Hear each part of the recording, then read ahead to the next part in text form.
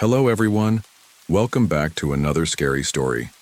Your place where we uncover the darkest mysteries in a calming and reflective way. For the next hour, I want you to put on your earphones, put your phone face down, and close your eyes. Relax, and let this story take you to a world full of chills and mystery. I know you use this video to fall asleep, so before that, like the video and subscribe to the channel. Also, leave a comment sharing where in the world you're listening from. Now get comfortable and relax.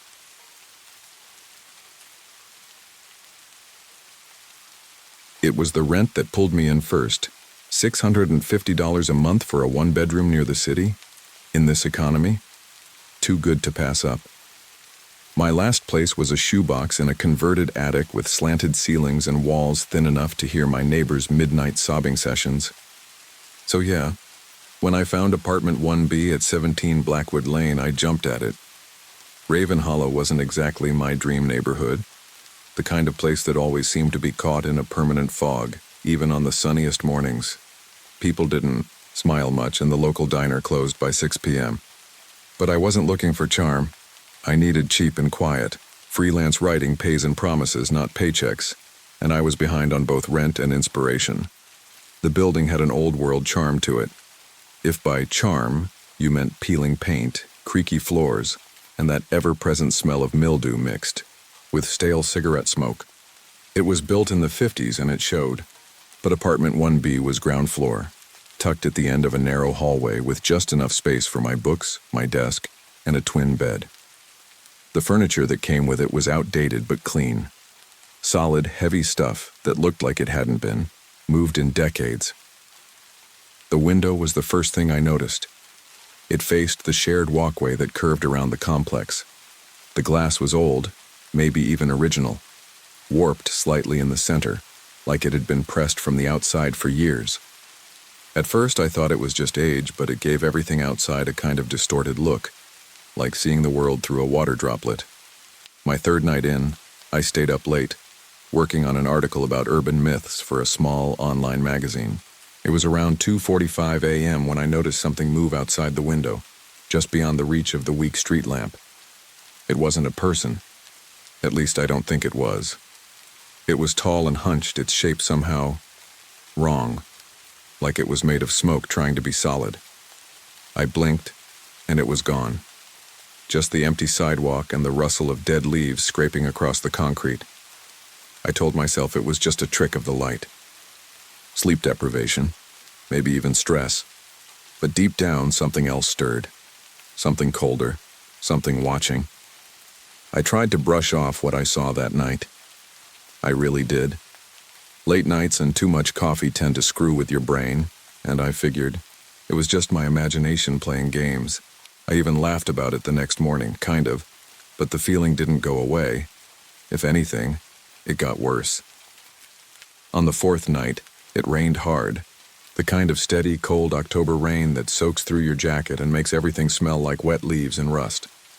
I stayed inside all day, working from my kitchen table, trying to meet a deadline I'd been avoiding for a week. The storm rattled the windows now and then, and a few times the lights flickered, but they held. Sometime after midnight, I got up to make a second cup of coffee and passed by the window. That warped glass gave the world outside its usual warped, watery look. But something made me stop. Footprints. Muddy ones. Right there on the concrete outside my window. I moved closer, squinting through the glass. The prints were large, barefoot, and led straight up to my window. They stopped there, no prints going back, no smudges leading off in any direction, just a trail up, and nothing else. I stood there longer than I'd like to admit, trying to make sense of it. Maybe someone had walked up, then backtracked in their own prints. But in that heavy rain? Not likely. The mud was thick, fresh, unmistakable. I slept with the lights on that night. The next day I talked to the building superintendent, Mr. Hargrove. He looked like a man who'd smoked too many cigarettes and lived through too many winters. Yellowed eyes, slow movements, voice like gravel soaked in whiskey. When I asked if anyone else lived on the ground floor, he just stared at me for a moment too long before answering. "You're the only one down here." he said. The others left. Left. When? I asked. He didn't answer, just turned and lit a cigarette with hands that shook a little more than they should have. That night, at exactly 3:17 a.m., I heard it tap, tap, tap. 3 deliberate taps on the glass, slow and spaced out. I didn't go to the window. I just lay there, pretending I was asleep, heart hammering in my chest like a warning. I started keeping the blinds closed during the day. Something about that warped glass messed with my head. Even sunlight didn't seem to land right in that room, always a little dimmer, a little colder. Still, I told myself it was probably just the age of the building, or maybe the insulation. I even looked it up, how old glass can warp over time. It felt like a logical answer. I needed logical answers. Then the handprint showed up. It was a Thursday morning. I remember because I'd finally slept through the night, and I thought maybe I was getting over the whole thing. Thought I could write it off as stress, maybe even mild hallucinations. Happens to people who work alone too much, right? But when I went to open the blinds, there it was, a handprint. Not just any smudge, but a full, greasy, unmistakable handprint on the inside of the glass. 5 fingers, palm, slightly spread out, as if someone had pressed against it slowly. Deliberate. I stood there staring at it, my breath caught in my throat. I hadn't touched that window. I grabbed some cleaner from under the sink, glass spray, paper towels, the whole deal. Scrubbed at it until my arm started to ache. Nothing. The grease just smeared like it was embedded in the glass itself. It didn't fade, didn't lift. That was the first time I felt trapped. Not just in the apartment, but like something was narrowing in on me. I started pacing, not knowing who to call. The cops? What would I even say? There's a handprint on my window, and I think a shadow's been watching me for a week. I called my sister instead. Kept the conversation light. Told her I wasn't sleeping great, just normal stress. I didn't tell her about the window. I think part of me was still afraid that saying it out loud would make it more real. That night I stayed up again. No coffee, no writing. Just sat on the couch with a blanket wrapped around me, and every lamp in the place turned on.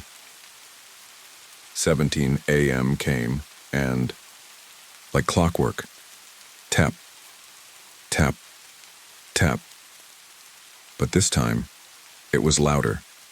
Not just on the glass, like it was coming from the walls too, like the building itself was answering. I didn't sleep at all. By the time Halloween rolled around, I was running, on fumes. I hadn't slept through the night in over a week. I was still working, barely, just enough to meet deadlines and keep clients from dropping me. But my routine had cracked wide open. I'd stopped going outside. I kept the blinds shut, lights on, phone charged. I started keeping a kitchen knife next to the bed. I knew how stupid that sounded, but I didn't care. That day, October 31st, it was already strange. The sky was this dull iron gray all morning. The air was thick, like something was about to snap. Forecast called for a big storm, high winds, possible power outages. Everyone in the building seemed to be gone. Not that I'd seen many neighbors since I moved in. Just the quiet shuffle of feet overhead sometimes, but Halloween night? Nothing. No footsteps, no porch lights, not even kids trick-or-treating. I tried to distract myself, played a movie, scrolled aimlessly on my phone. But everything felt off, static in the air, restlessness under my skin. I kept glancing at the clock, as if counting down to something. When the power cut out just after 11 p.m., it wasn't even a surprise. Just this long, slow click as everything stopped humming. The fridge, the heater, even the buzzing from the old light fixture in the kitchen. Silence rushed in like a flood. I grabbed my phone, battery at 38%. I flicked on the flashlight and the beam cut through the dark in that narrow, weird way, sharp but limited. I didn't want to look, but my eyes drifted to the window anyway.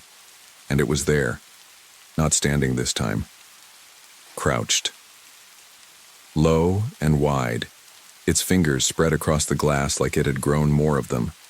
The warped pane bent slightly inward, groaning, like it couldn't hold the weight much longer, and behind the distortion of the glass something like a face, not quite human, not quite anything.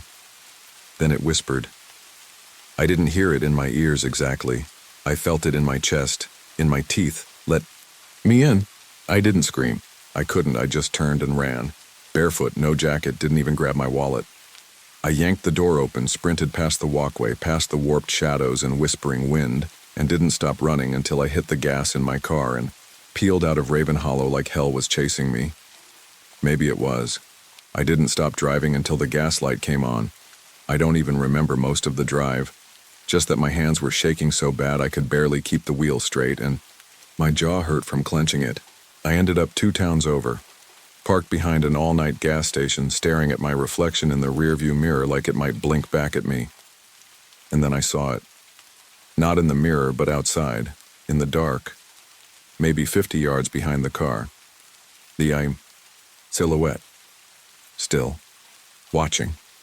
It didn't move. Didn't follow when I peeled back onto the highway and kept going. But it was there. And the worst part was, I knew it would always be there now. I crashed on a friend's couch for a few days. Didn't tell him anything, just said my place had a break-in and I needed a few days to get sorted. He didn't ask questions. I think he could see something in my eyes I wasn't ready to explain. Eventually, I signed a lease on a new apartment, 2nd floor this time. Lots of sunlight, big windows, no warped glass. But the tapping followed me. Tap, tap, tap. Always at 3:17 a.m. every night like clockwork. I started digging, mostly because I needed to understand. I needed it to make sense, even if it never would. I found a local historian who had old records of Raven Hollow, property deeds, news clippings, weird handwritten notes that looked like they'd been copied over again and again. Apartment 1B used to be part of a boarding house way back. Men passed through, drifters, war vets, people no one would miss. There were rumors of something in the ground, something that waited. Then I found the name, Elias Vane. Last tenant before me. Disappeared in 1987. No forwarding address, no family, just gone. One line buried in an old police file. No signs of forced entry, belongings undisturbed, windows locked from the inside. Weeks later, I got a call from the building manager. Someone finally started clearing out the apartment. Beneath the floorboards of 1B, they found a journal. Most of it ruined by moisture and mold, but one page survived. I saw the photo. His handwriting matched mine. Just one phrase, over and over. It waits by the window. I'm leaving the blinds closed tonight. But I know it's there. And eventually, it won't ask to be let in. It'll already be inside.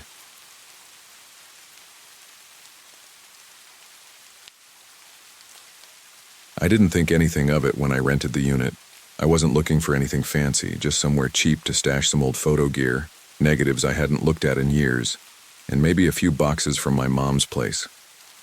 After she'd passed, I didn't have the heart to throw out everything, but I didn't have space either. My apartment's small, barely fits me and my cat, so adding boxes of dusty old Polaroids and broken enlargers wasn't going to work. Holloway Secure Storage was out on the edge of town, Black Marsh County, near the industrial belt where the roads get cracked and the streetlights flicker if they're even working. The place used to be a meatpacking facility, and if you knew that going in, you could still see the bones of it. The walls were too thick, the halls too narrow. The temperature always ran cold, even when it was 80 outside. Still, the price was right, and it was month to month, no questions asked. Unit number 13 was the one they gave me. I didn't even blink at the number. Never been superstitious. 13's just a number, right? The unit itself was a steel box like the rest of them. Maybe a little narrower, tucked back in a corner where the motion lights didn't always click on when you walked past. First time I went in, it smelled like metal and dust and something faintly sour, like water that had been sitting in pipes too long. Still, I loaded in my things. Camera bags, lens cases, cardboard boxes filled with negatives and slides. Everything was normal. For a while, The first time I noticed something off, I told myself I must have misremembered. I'd been careful packing the lenses, stored them in padded foam, each one labeled tight fit in the gear case. But the next time I came by, maybe a week later, I opened the unit, flipped on the little LED lantern I kept hooked inside, and there they were, stacked. 6 lenses, taken out of their case and placed in a little pyramid on the concrete floor, right in the middle of the room.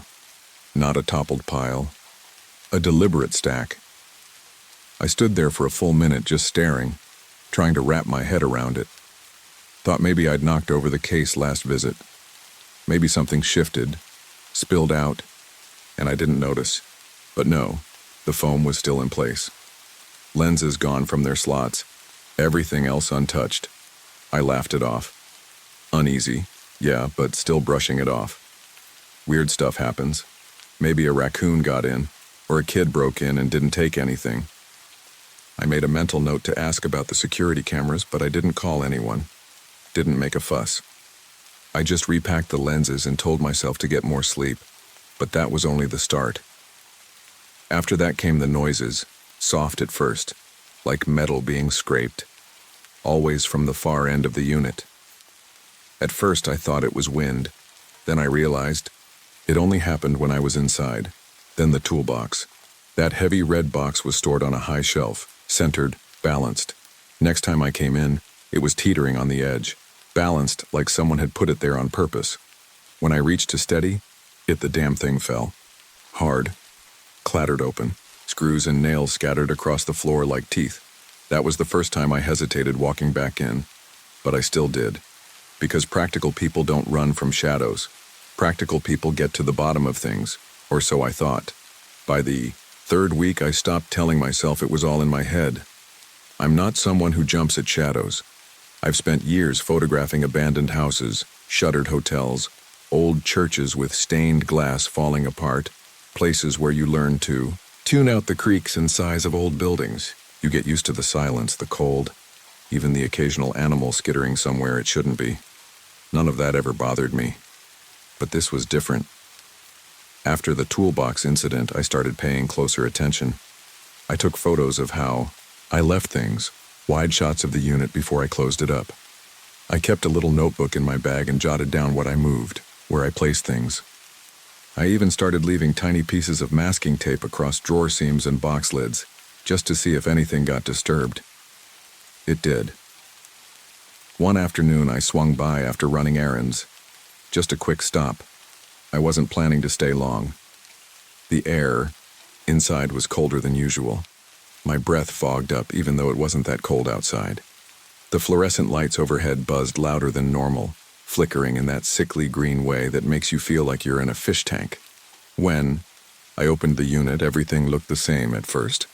But in the back corner on the concrete floor were footprints, not shoe prints. Bare feet. I crouched down, heart thudding harder than I'd like to admit. The floor had this fine layer of dust, mostly from cardboard breakdown in time, and cutting through that layer was a single set of prints, one after the other, heel to toe, perfectly spaced. They led straight from the door to the back wall and stopped. No prints going back, no smudging, no disturbance to the dust around them, just a clean path into the corner, and then nothing. I didn't walk in right away. Just stood there for a while, trying to think of an explanation that didn't sound insane. Maybe someone got in somehow and messed with me. A squatter? A prank? I went straight to the office. Dale Whitaker was behind the counter, flipping through a binder with nicotine-stained fingers and half reading something on a cracked iPad. He looked up at me like he'd been expecting me. "Unit 13, I said. "Someone's been in there." He didn't flinch. Just kind of tilted his head like a dog trying to figure out if you're offering food or a kick. "You're the only one with the code," he said. "No one else has been inside." "How do you know?" I pushed. "You guys got cameras?" He scratched his jaw like he didn't like the feel of his own skin. "Some," he said finally. "But not in that wing. Too far back. Signals. Weak." I stared at him. "You've got to be kidding." "You want to move to a different unit?" he asked, but the way he said it, it didn't sound like a question. more like a suggestion he already knew I'd decline. "No," I said, even though I wasn't sure why. "I just want to know what's going on." Dale just nodded slowly, eyes drifting somewhere behind me. "You're not the first to ask," he muttered almost to himself. That night I stayed late organizing some old negatives. I had my little lantern on, casting long shadows against the steel walls, and my laptop open on a folding table. I told myself I'd be quick. At exactly 3:33 a.m. I heard it. Knock, knock, knock. 3 sharp, steady taps, not from the door, not from outside, from inside the wall. After the knocking, I didn't sleep. I sat in my car until the sun came up, just staring at the side of the building, watching frost creep across the windshield like veins. Every time I closed my eyes, I heard it. 3 sharp knocks, measured, confident, like it wasn't trying to scare me, just remind me it was there.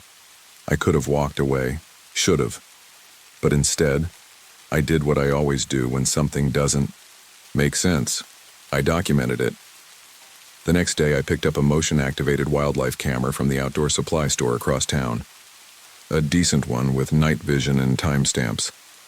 I mounted it to the back corner of the unit just above the shelving where I kept old negatives. A perfect view of the whole space. Then I left the unit exactly as it was, every box in place, every lid sealed. Just like before. 3 nights passed with nothing. No movement, no knocks, no missing items. The silence was almost worse, like whatever had been there knew I was watching now. Then, on the 4th night, I got the alert. The notification popped, up at 3:34 a.m. Motion detected, unit number 13. My stomach flipped. I was already halfway dressed when I clicked the video open. The footage was strange. At first, nothing. Just the quiet frame of the unit, shadows long and still under the red glow of the lantern I'd left on low. Then in the upper left corner, something moved. It didn't walk in. It didn't crawl. It dropped. From the ceiling. A black shape, long and low, like it was made of oil or thick smoke, slid down the wall, limbs too thin and bent at wrong angles. No face. Just this stretched, featureless shape slithering down behind the shelves. Then the feed cut to static. I watched it 5 times before I let myself blink. Tried to tell myself it was a glitch, a bug, a shadow. But that thing was there. It moved like it knew where the camera was. I brought the footage to Dale the next morning. He didn't even bother with small talk. Just slid the laptop around and watched in silence. When it ended, he sat back and exhaled hard through his nose. "That corner used to be part of the walk-in freezer," he said finally. "Back when this was still a meat-packing plant." "So?" He looked me dead in the eye. "That room wasn't supposed to be reopened.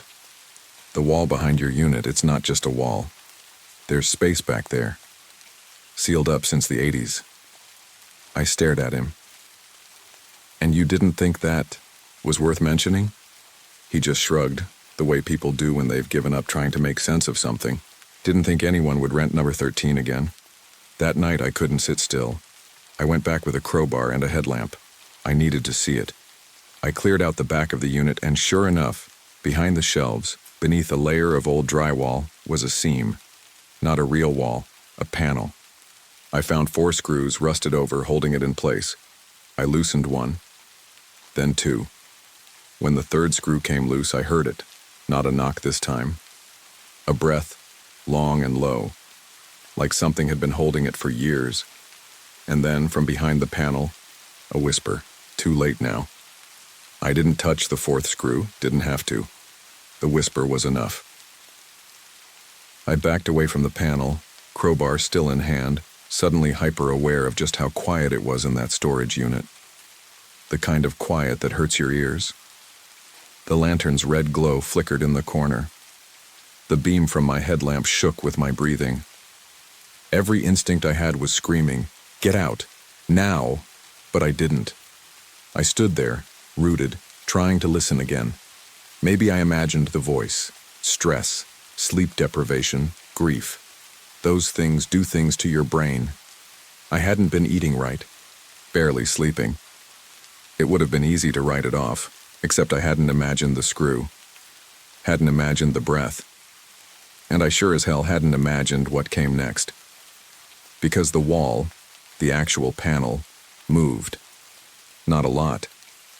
Just enough to creak, a sound like wet wood shifting in its frame.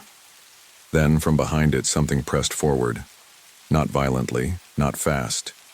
Just deliberate, like something testing the barrier. I could see the steel bulge inward faintly. Just an inch or two. But it was enough. Something was there just on the other side. That broke the spell. I dropped the crowbar and ran, out of the unit, down the hall, through the heavy security gate that had somehow swung open even though I'd locked it behind me. I didn't stop until I was in my car, hands shaking so hard I could barely get the key into the ignition. I left everything behind. Cameras, negatives, gear I could never afford to replace. I didn't care. The storm hit that night. Of course it did. A freak early snow, wind gusts knocking out transformers across Blackmarsh, power cut out around 10 p.m. I lit every candle I had, sat on the couch in a blanket, phone clutched in one hand, pepper spray in the other, like either one would do a thing. I told myself I was safe now. I was out. Whatever was in Unit 13 was behind me. Then my phone vibrated. Motion detected. Unit now 13. No power at the facility. No Wi-Fi. No reason I should be getting alerts. But the camera still sent a clip. I didn't want to watch it. I did anyway. The video started in static, then cleared for just 2 seconds, and in those 2 seconds I saw it. Not the shadow from before. This was different. A figure, tall, thin, hunched forward like its bones were wrong. Its head tilted too far to the left, almost sideways, like it was listening to something only it could hear. Its skin was pale, stretched tight like it had been pulled, too far across its frame. It stood in the back corner of the unit facing the camera. Then the lights flickered in the footage, and when they came back on, it was closer. Much closer. I slammed the laptop shut and started sobbing. Quiet, ugly sobs, like something cracked inside me. Because I knew I didn't just see that thing. I woke it up, and whatever it was, it knew me now. It had my voice, my scent, my film, my name, probably. I had opened the door. The next morning I went back to Holloway Storage to cancel the lease. Dale didn't say a word, just slid a clipboard across the counter. No questions, no raised eyebrows, just that tired, distant look like he'd been through this before. And when I turned to leave, he said one thing so quiet I almost didn't catch it. You should have left the wall alone. I thought walking away would be the end of it. The morning after the storm, I packed what little I had left into the car. Some backup hard drives, a box of prints I'd brought home weeks ago. The rest I left behind in Unit 13. I didn't want it anymore. Not the gear, not the negatives, not the past. If that thing needed something to cling to, it could have the whole damn unit. I drove straight to the leasing office across town and signed a new lease for a second-floor apartment. Bright windows, new wiring, no history. I figured if I could just put enough distance between me and Holloway, it would stay there, whatever it was. But distance doesn't matter when something's already followed you. That first night in the new place, I was unpacking the last of the boxes, trying to feel normal again. I opened one labeled Archives 2017 and started flipping through contact sheets and negatives. Most were old assignments, abandoned buildings, ghost town motels, the usual stuff I'd made my career on. Grainy, eerie, but familiar. Then, I saw it, a 4x6 print I didn't recognize. It was dark, badly exposed, probably taken by accident, but it showed the inside of Unit 13. The wall. The shelf. And something else. A face. Pressed to the inside of the unit door, almost too blurry to make out. Except the eyes. Wide open, sunken, watching. Like it had been waiting just behind me when I'd taken the shot. But I never took that photo. I don't even remember putting it in the box. There was something scratched into the lower corner of the print, jagged like it had been etched with a nail or broken piece of metal. You left the door open. I stared at it for what felt like an hour. Then I tore the photo in half and flushed the pieces down the toilet. Like that would make a difference. That night, just before bed, I heard something. Tap, tap, tap. Not on the front door. Not on the window. From inside the wall behind the headboard. I froze. Held my breath. Nothing else happened. But the next night, same time, 3:33 a.m., I heard it again. Tap, tap, tap. I started sleeping with the light on. Then I stopped sleeping altogether. I called a contractor to come check the walls. Told him I thought there might be an animal or water damage. He knocked around with his tools, shining his flashlight into crawl spaces and gaps, then gave me that same look Dale had, the one that says, "You sure you want to know?" "There's an old panel behind this wall," he said finally. "Doesn't go anywhere now, just a sealed cavity. Strange place for one in a newer building." I asked him to board it up tighter. He shrugged and did it. Didn't help. Every night, since I've heard the tapping, sometimes it's the wall, sometimes the floor, sometimes, God help me, it's the closet. And sometimes, it's nothing at all. Just silence so heavy it pushes into my chest. I still take photos. Still work. Still show up like nothing's wrong. But I keep one camera aimed at the corner of my bedroom, night and day. I review the footage every morning. Most of the time, it's empty. But once in a while, just a few frames, I catch it. Shape, not in focus, never moving, just closer than it was the night before. I didn't just leave the door open. I think I brought it through. And now, it's waiting.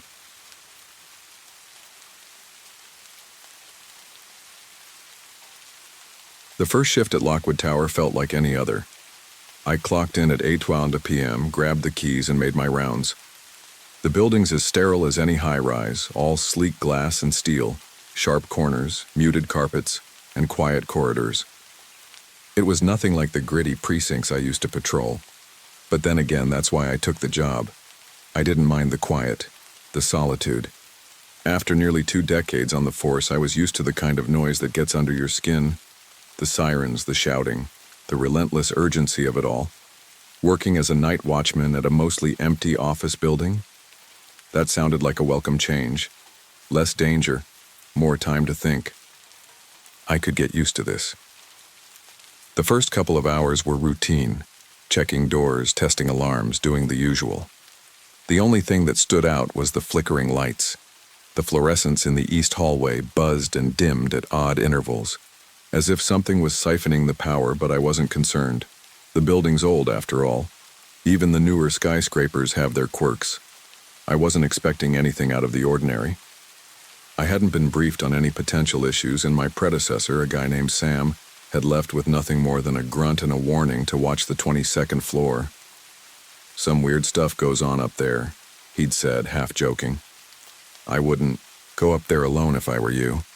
At the time, I figured he was just a guy who didn't like working in the shadows. I hadn't worked a night shift since my time on the force, but I was no rookie. I knew how to handle myself. And besides, I didn't believe in that nonsense. Ghosts? Haunting? Not my thing.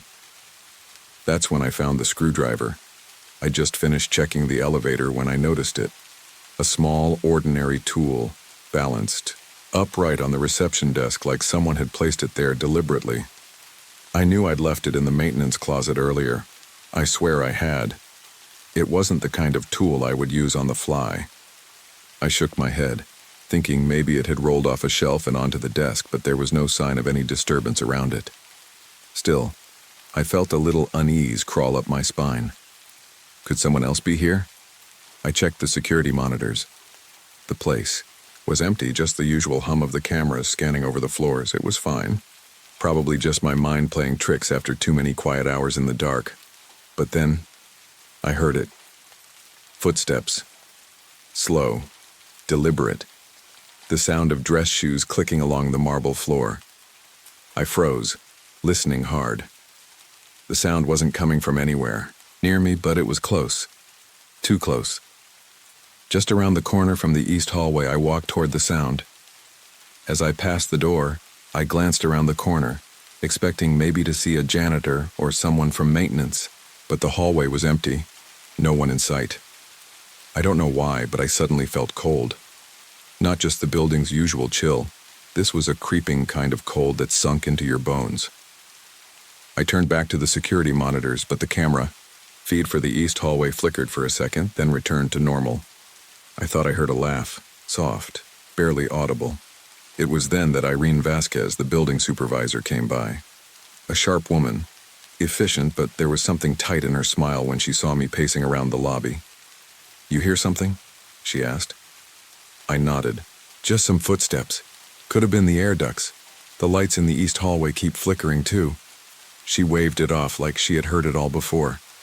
"Old wiring, bad connections. You're hearing things. Don't let it get to you." Her smile, though, didn't reach her eyes. It made me wonder if she had heard the same stories I had, but I didn't say anything. I wasn't about to be the guy who complained about a little noise. Hell, maybe I was just tired. The first shift is always the hardest. By the time midnight rolled around, I thought I'd forgotten all about it. I grabbed some coffee from the break room and sat down at the security desk to go over the reports. That's when I noticed something odd. The screwdriver was gone. It wasn't on the desk. It wasn't anywhere around. I got up and checked the maintenance closet again, but it wasn't there either. Maybe I was losing my mind. Or maybe, just maybe, I wasn't alone in Lockwood Tower after all. The second night at Lockwood Tower wasn't much different from the first, at least not at first. The building was its usual cold, sterile self, a gleaming monument to glass and steel, but I could feel the weight of something pressing in on me. Something unfamiliar, like a shadow that lingered just out of sight. I tried to shrug it off. It's just the job. But something about the 22nd floor started to bother me more than I was willing to admit. I had just finished my rounds when I noticed the first thing that didn't make sense. The filing cabinet by the window was different. Not moved exactly, just something was off about it.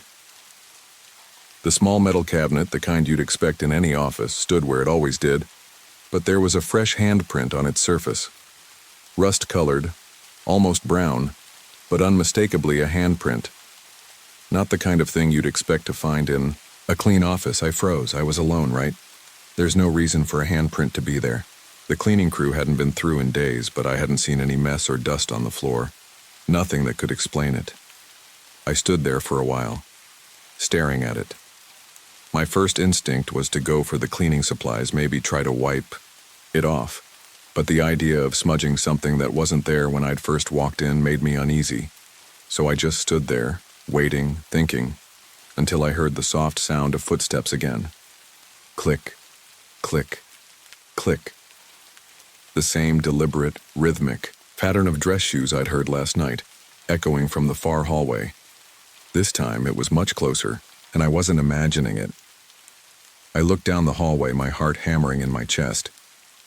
The corridor was empty. The only sound was the buzzing of the overhead fluorescents, now flickering erratically. I stood still for a few seconds, straining to hear the footsteps again, but all I heard was the hum of the lights and the thud of my own heart. I decided to check the security feed, hoping I could rationalize it. If there was someone walking around in the building, maybe I'd see them on the camera. I switched over to the east hallway. No one. The feed was empty. But something caught my eye. A shadow. It wasn't much, just a shape that seemed to linger. In the corner of the screen, shifting out of focus for a split second and then disappearing altogether. The camera didn't glitch. There was no sudden movement. It was like the shadow had been there one moment and gone the next. I leaned in, closer, staring at the monitor. I rewound the footage, checked the same spot again, but the shadow was gone. I couldn't help it. I felt a chill run down my spine. I turned off the monitor and looked around the room again, searching for some kind of logical explanation. There was nothing, just the handprint, just the flickering lights. I couldn't shake the feeling that I was being watched. I grabbed the flashlight from my belt and headed for the east hallway. It was time to do another round, this time with the lights on. I walked through the corridor, passing the same doors, the same empty offices. Nothing was out of place. I tried to breathe steadily, reminding myself it was just my nerves playing tricks. That's when I heard it, the whisper. It came from somewhere close, just over my shoulder, as if someone had leaned in and said it directly in my ear. "You're late." I spun around, my heart in my throat, but the hallway was empty. No one. The buzz of the overhead lights was deafening in the sudden silence. I walked back to the security desk, quickly. My palms were sweaty, my mind racing to rationalize what had just happened. I sat back down at the desk, trying to steady my breathing. But then I noticed something else. The screwdriver. It was back on the reception desk. I hadn't touched it since I'd last seen it sitting there misplaced the night before. I didn't know how it had gotten there, and I didn't want to know. My gut twisted with unease, and I couldn't help but feel like something was shifting beneath the surface of the building. But it wasn't until I saw the reflection that I knew I wasn't just imagining things. The security footage showed me sitting at the desk. I was just starting to relax, trying to make sense of what had been going on, when something caught my eye, underneath the desk. At first, it was just a small flicker on the screen, barely noticeable, but when I played it back, I saw it. Something, crouched low to the floor, its fingers curled tightly around the legs of my chair. It was barely visible, a distorted shape that seemed to crouch just out of view of the camera. I felt my stomach drop.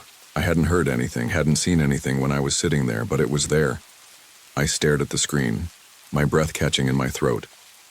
What the hell was that? I checked the hallway again. The building was quiet. Too quiet. The kind of quiet where you start hearing things that aren't there. But the image on the screen was undeniable. I wasn't alone. The days blurred together after that. I tried to shake off the unease, but it clung to me like an unwanted shadow. The building didn't change, it didn't do anything different, but somehow I could feel it watching me, waiting. Something had shifted, and I was beginning to lose track of what was real. I started to doubt myself.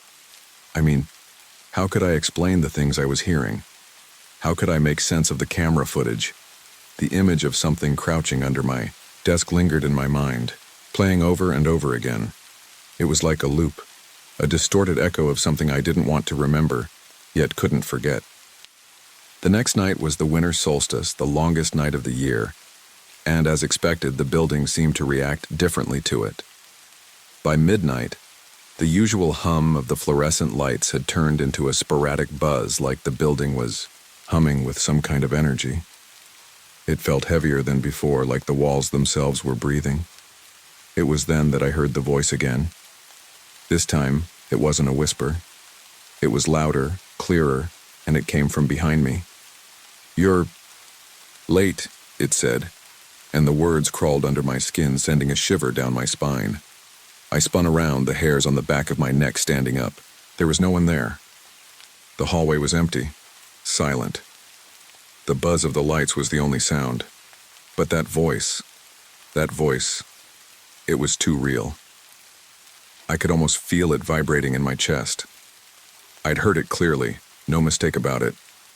I reached for the flashlight at my belt, the cold metal a strange comfort in my hand, and moved toward the east hallway again. I needed to get a grip on myself. It's nothing, just stress, the darkness playing tricks on your mind, I told myself. But as I passed the glass doors of the elevator lobby, I saw it. The elevator doors slid open, and there was an overwhelming scent, metallic, sharp, sickly sweet. Copper. The smell hit me hard, thick and pungent, like something old and rotting. I stopped in my tracks. The elevator was empty, but the smell was so strong that it felt like I was standing in a morgue. I backed away, instinctively reaching for my radio, but the air felt thick, almost too thick to breathe. The elevator dinged again, but this time, I didn't even want to look at it, I just kept walking. I tried to tell myself it was just the old pipes, some pipe bursts, or maybe just old wiring, but the smell lingered, gnawing at the back of my mind. The hallway was dark, so dark that it felt like it was swallowing me whole. I'd been through this area dozens of times, but tonight it felt different. Something was wrong. It felt oppressive, like the walls were closing in. I pressed on, past the offices. The rows of cubicles, once innocuous and routine, now seemed like silent witnesses to something that wasn't supposed to be there. That's when I heard the scraping, a slow, drawn-out sound. Scrape, scrape, scrape. It came from the filing room at the far end of the hallway. The noise was deliberate, rhythmic, like something was being dragged along the floor. I froze. I could feel my heartbeat in my throat, but my legs wouldn't move. It was the same feeling I'd had years ago on the force when I knew something was wrong but didn't want to acknowledge it. The kind of feeling you can't shake, no matter how hard you try. I knew I had to go check, but my feet felt like they were stuck to the floor. Another scraping sound, louder this time. It's just old pipes, just the building settling, I told myself. That's all. I finally forced myself to move, stepping carefully toward the noise. The scraping had stopped, but the hallway was now so silent it was suffocating. The lights buzzed erratically above me, and I felt my stomach twist with an increasing sense of dread. Then I saw it. At the far end of the hallway, near the filing room, a shadow stood motionless. Too tall, too thin. Its figure was distorted, like it was stretched unnaturally across the space. The way it loomed there, almost too still, too perfect, was wrong. It didn't belong. I blinked, trying to focus. The light from the hallway flickered again, casting weird angles across the figure. I could barely make out its shape. Its head was tilted at an unnatural angle, and I could swear I saw its arms moving, stretching, like it was about to reach for me. My breath hitched in my chest. The weight of the room became unbearable. Then the lights went out. Complete darkness. I couldn't see anything, but I could feel it. The air was cold, too cold. I fumbled for my flashlight, but my hands were shaking too violently to grip it. When the light finally flickered on, the figure was gone. I turned on my heel and bolted for the security office, my heart pounding in my ears. I didn't stop until I was sitting at the desk, breathing heavily. The monitor was flashing static, the camera feeds going haywire. I could hear the slow, deliberate tap, tap, tap of something, though I wasn't sure where it was coming from. My mind was racing, but all I could think about was the note I found earlier that day, wedged in the corner of my locker. It wasn't a note from Irene, or from anyone I recognized. It was a scrap of paper with one word written on it: run. I didn't know who wrote it or why it was there, but the warning felt like it had been meant for me. The truth hit me like a freight train. I wasn't just hearing things. I wasn't just imagining it. Something was in the building. Something that shouldn't be there. I wasn't sure how long I could keep pretending that everything was okay. I barely slept after that night. I didn't know what was worse, the fact that I couldn't explain what had happened, or the gnawing suspicion that something was waiting for me when I went back to work. But I couldn't just quit. Not yet. I wasn't ready to give up. I don't run from things. That's what I told myself when I woke up the next morning, trying to shake off the terror I felt in my chest. But no matter how many times I told myself that I wasn't afraid, my hands still trembled as I made my coffee, the mug heavy in my grip. The echo of that shape, the figure standing at the end of the hallway, refused to leave my thoughts. It lingered like a fog, dulling everything around me. Every time I closed my eyes, I saw it again. That tall, thin figure, twisted in an unnatural way. I kept telling myself it was just stress. Maybe the darkness of the building was getting to me. Maybe the flickering lights and the odd sounds were nothing more than old wiring or a faulty system. But I knew better. Something was wrong. I arrived at Lockwood Tower an hour before my shift started, hoping that the quiet hours before midnight would let me gather my thoughts. The building was still, too still. The hum of the HVAC system was the only noise. The lobby lights flickered intermittently, casting strange shadows against the marble floors. It should have felt comforting, routine, but something about the silence felt off. I started my rounds early, trying to stick to the schedule, to ignore the fear slowly crawling under my skin. The elevator shaft was silent when I passed it, The metallic smell from last night gone, but the unease lingered. Every hallway seemed longer than it had the night before. Every office door seemed to loom, their empty windows staring out into the dark. I kept my eyes straight ahead, my heart pounding as I moved past each one.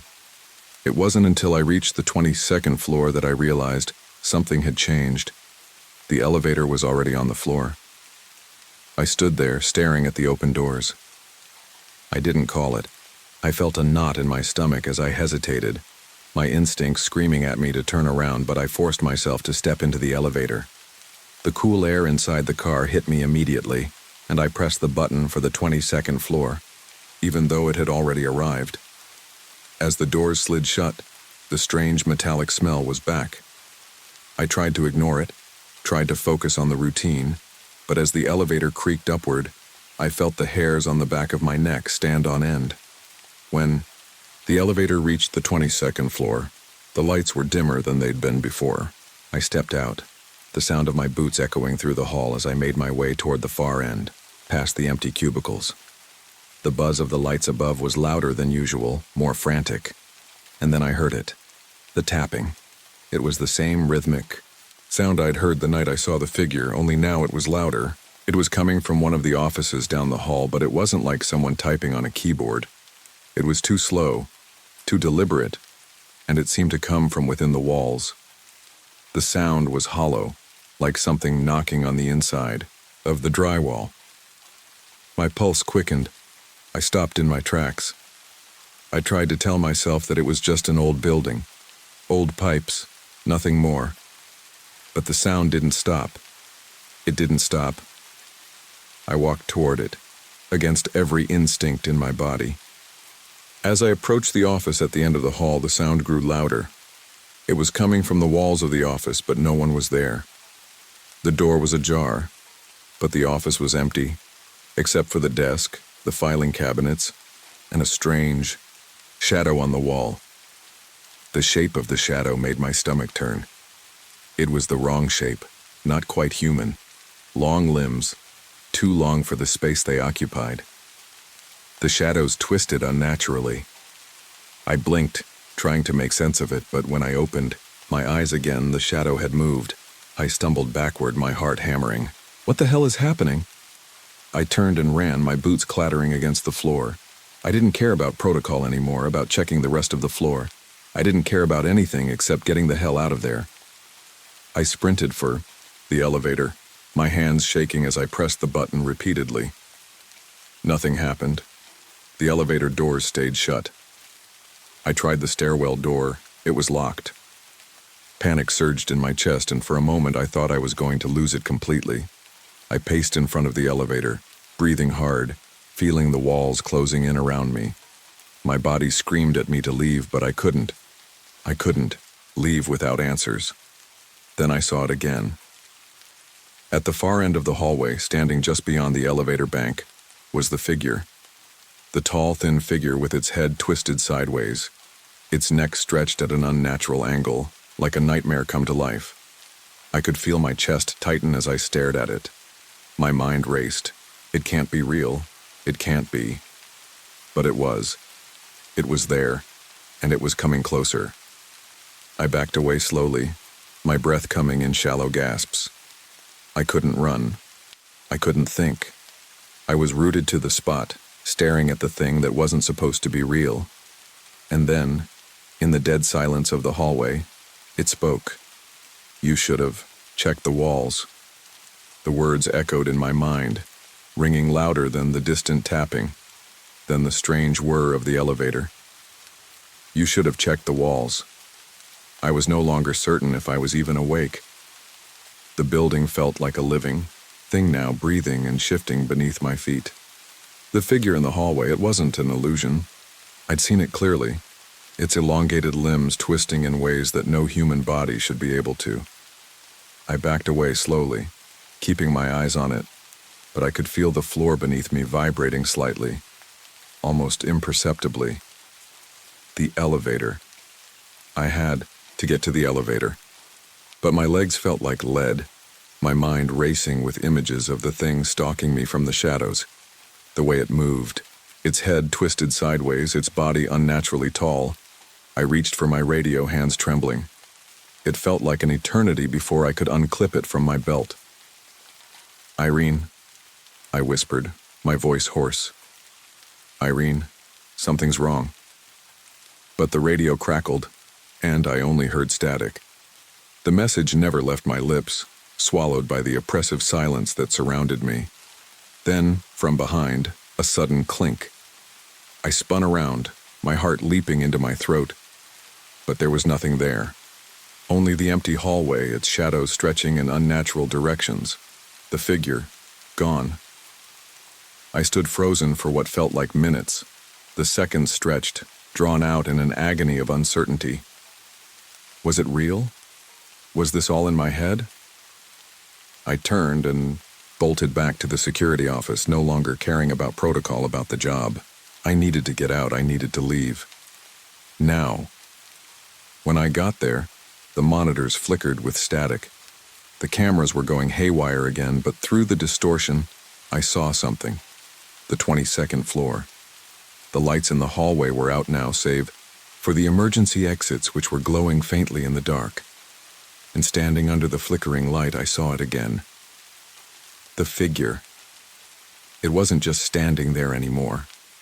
It was moving, slowly, deliberately, towards the elevator.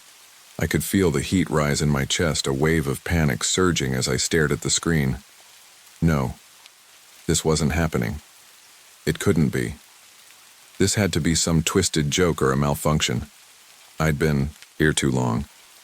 I was losing my mind. I rushed to the hallway, my legs shaking under me. But when I passed the elevator bay, I stopped short. The elevator doors were wide open. I hadn't called it. The car was empty, but the faint smell of copper lingered in the air. I didn't know what I was looking for, but I couldn't stop myself. I had to know. The building was alive, and I had to understand why. I started searching the walls. The walls. Hit the drywall of the hallway with my fist, but it felt wrong, hollow. The tapping grew louder, more insistent. Every knock seemed to echo through my bones. I ran my hands along the seams, my fingers trembling. And then, in the dim light, I saw it. A seam, a line along the wall that wasn't supposed to be there. The wall wasn't solid. It was false. I backed away, trying to make sense of it, but the air in the hallway felt colder. A draft, even though the windows were sealed. It hit me all at once. The building wasn't just old. It wasn't just creaking with age. Something had been sealed in here. The thought gripped me with icy fingers, and I felt a wave of nausea rise in my chest. My mind reeled as I grabbed a fire axe from the utility closet. My hands were unsteady, but I didn't care. The wall was my only answer, and I needed it. I slammed the axe into the drywall. The crack echoed louder than I expected, like an exhale from something trapped inside. The wall split open with an unnatural ease, revealing a narrow space behind. It a crawl space, and something was moving inside. I hesitated. I couldn't be sure if this was a final moment of insanity or the beginning of something worse. But I had no choice. I crawled into the space. The air was thick and stale. It smelled like old earth. Damp. And then I saw them. Beneath the floorboards, hidden in the walls of Lockwood Tower, there were bodies. Rotting, twisted remains. Not human. At least not entirely. But they were part of the story. Part of the building's history. I could feel my chest tightening, the cold fear seeping in as the realization hit me like a sledgehammer. These were the workers who had vanished during construction. The ones who had disappeared before Lockwood Tower was completed. Their remains were left behind, sealed in these walls, buried within the foundation. Harrison Lockwood, the last CEO of the Lockwood Group. He had been the architect of all this. The twisted souls of those he had betrayed had remained here, trapped between worlds, their resentment and anger festering in the bones of the building, and it had been waiting for me. I couldn't get out. The hallway was no longer where it should have been. The walls shifted, folding in on themselves. The lights flickered as a deep, guttural whisper filled the air. "You're late." I didn't have time to react. The figure, from the hallway, its limbs too long, its head twisted sideways, was there now in the crawlspace with me. It reached out, its fingers elongated, its face a blur of bone and skin. It was a twisted reflection of everything the building had become. Barely managed to crawl back to the main hallway. My breath was ragged, but as I reached for the exit, I saw the elevator doors close on their own. The figure inside the car stared at me. The elevator descended without a sound, as if the thing inside was taking it with it. Taking me with it. Couldn't stay. I couldn't go back. I didn't tell anyone what happened. I left the job, left Lockwood Tower behind, but every night since then, as I lie awake, I hear it again, the faint sound of tapping. It's a pattern, and it always comes at 3:15 a.m. Sometimes I think it's coming from the walls of my new apartment. Sometimes I wonder if I'll ever escape. The whispers still follow me, and in the silence of the night, I hear the same voice I heard in Lockwood Tower. You should have checked the walls.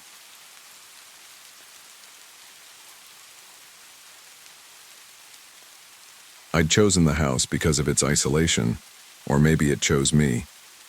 Blackshell Cove, Oregon had always felt like the perfect place for what I needed: solitude. I'd been working non-stop for months, crammed into coffee shops in my tiny, cluttered apartment, always listening to the hum of city traffic or the tapping of keys in a busy newsroom. It wasn't what I needed. My latest project, a deep dive into unsolved disappearances along the Pacific coast, was taking a toll on me. I needed a change, a place where the only sound would be the wind, the waves, and the occasional whisper of something long forgotten. That's when I found it. Driftwood Lane. A small, weathered cedar house perched on stilts, half submerged by seagrass. From the pictures, it looked like a relic, as if it had been abandoned for years, coastal saltwater creeping into every crevice. It was built in 1953 by Eleanor Voss, a reclusive artist whose life had been as mysterious as her final painting found in her studio after her death. The details of her demise were as obscure as the brushstrokes she left behind. They said she drowned, her body tangled in fishing nets, the sea claiming her as it often does with those too close to its edge. Her final canvas? A figure standing, waist deep in the surf, its face blurred as if erased by tide. It was perfect, quiet, isolated. Exactly what I needed to finish my research and finally get this damn project off my plate. I arrived late in the afternoon. The air smelled thick with salt, and the sky, heavy with gray clouds, promised the first taste of autumn storms. I could feel the weight of it all, like a pressure on my chest. But I didn't mind. The isolation was exactly what I was craving. The house itself looked older than I had imagined, weather-beaten and sagging under years of salt, wind, and neglect. A few boards creaked beneath my feet as I unloaded my gear. The moment I stepped inside, a musty, damp smell hit me. Mildew, but with a faint undertone of something older. Maybe it was the seaweed trapped in the floorboards or the damp wool scent the air always carried by the coast. But it was pungent, almost suffocating. The house was exactly as I had expected, dusty, dark, and oddly cold despite the warmth of the afternoon. The furniture was sparse and worn, but it had a certain charm. I felt myself slowly exhale as I set up my gear. A small rotary phone on the wall, disconnected for decades, caught my eye. I would have thought it was just a relic, but I noticed that the receiver had been used recently, its cord twisted and frayed. Who would still use a phone like that? The house creaked in that familiar way old houses do, groaning under its own weight. But there was something more to it, something alive in the house, something waiting. After unpacking and getting my bearings, I poured a glass of wine and sat down in the living room, facing the ocean. The surf crashed rhythmically against the shore, the sound oddly soothing. I let myself relax, closed my eyes, and allowed the stress of the city to slip away. I had no idea what the night would bring. At precisely 3:07 a.m., the phone rang. I froze. The house was so quiet, eerily so. I'd been drifting in and out of sleep, but the sound of the phone was jarring. The old rotary phone. It shouldn't have been working, but it rang again, its tone shrill in the otherwise dead silence. I stood, up, my legs stiff from the unnatural sleep. My heart beat faster than I cared to admit as I walked to the phone and lifted the receiver. The line crackled with static, the sound of rushing waves drowning everything else out. "Hello?" I whispered, but there was no response. Just wet, gurgling static like something was dragging itself through water. Then a sound came through the receiver, a dragging, scraping sound, faint but clear enough to send a shiver crawling up my spine. It sounded like something dragging itself up the porch steps. My stomach churned and I slammed the receiver down. The room felt smaller now, the walls pressing in around me. I forced myself to take a deep breath and looked around the room, trying to focus. Just nerves. It had to be. The wind, maybe. A malfunction with the phone. But then the lights flickered. Not the usual electrical hiccup you might expect from an old house, but something far more deliberate. The bulbs dimmed one by one, room to room, as if something were walking through the house. The entire atmosphere shifted, the air turning colder, heavier. No, something wasn't right. I tried to brush it off, but the unease in the pit of my stomach was hard to ignore.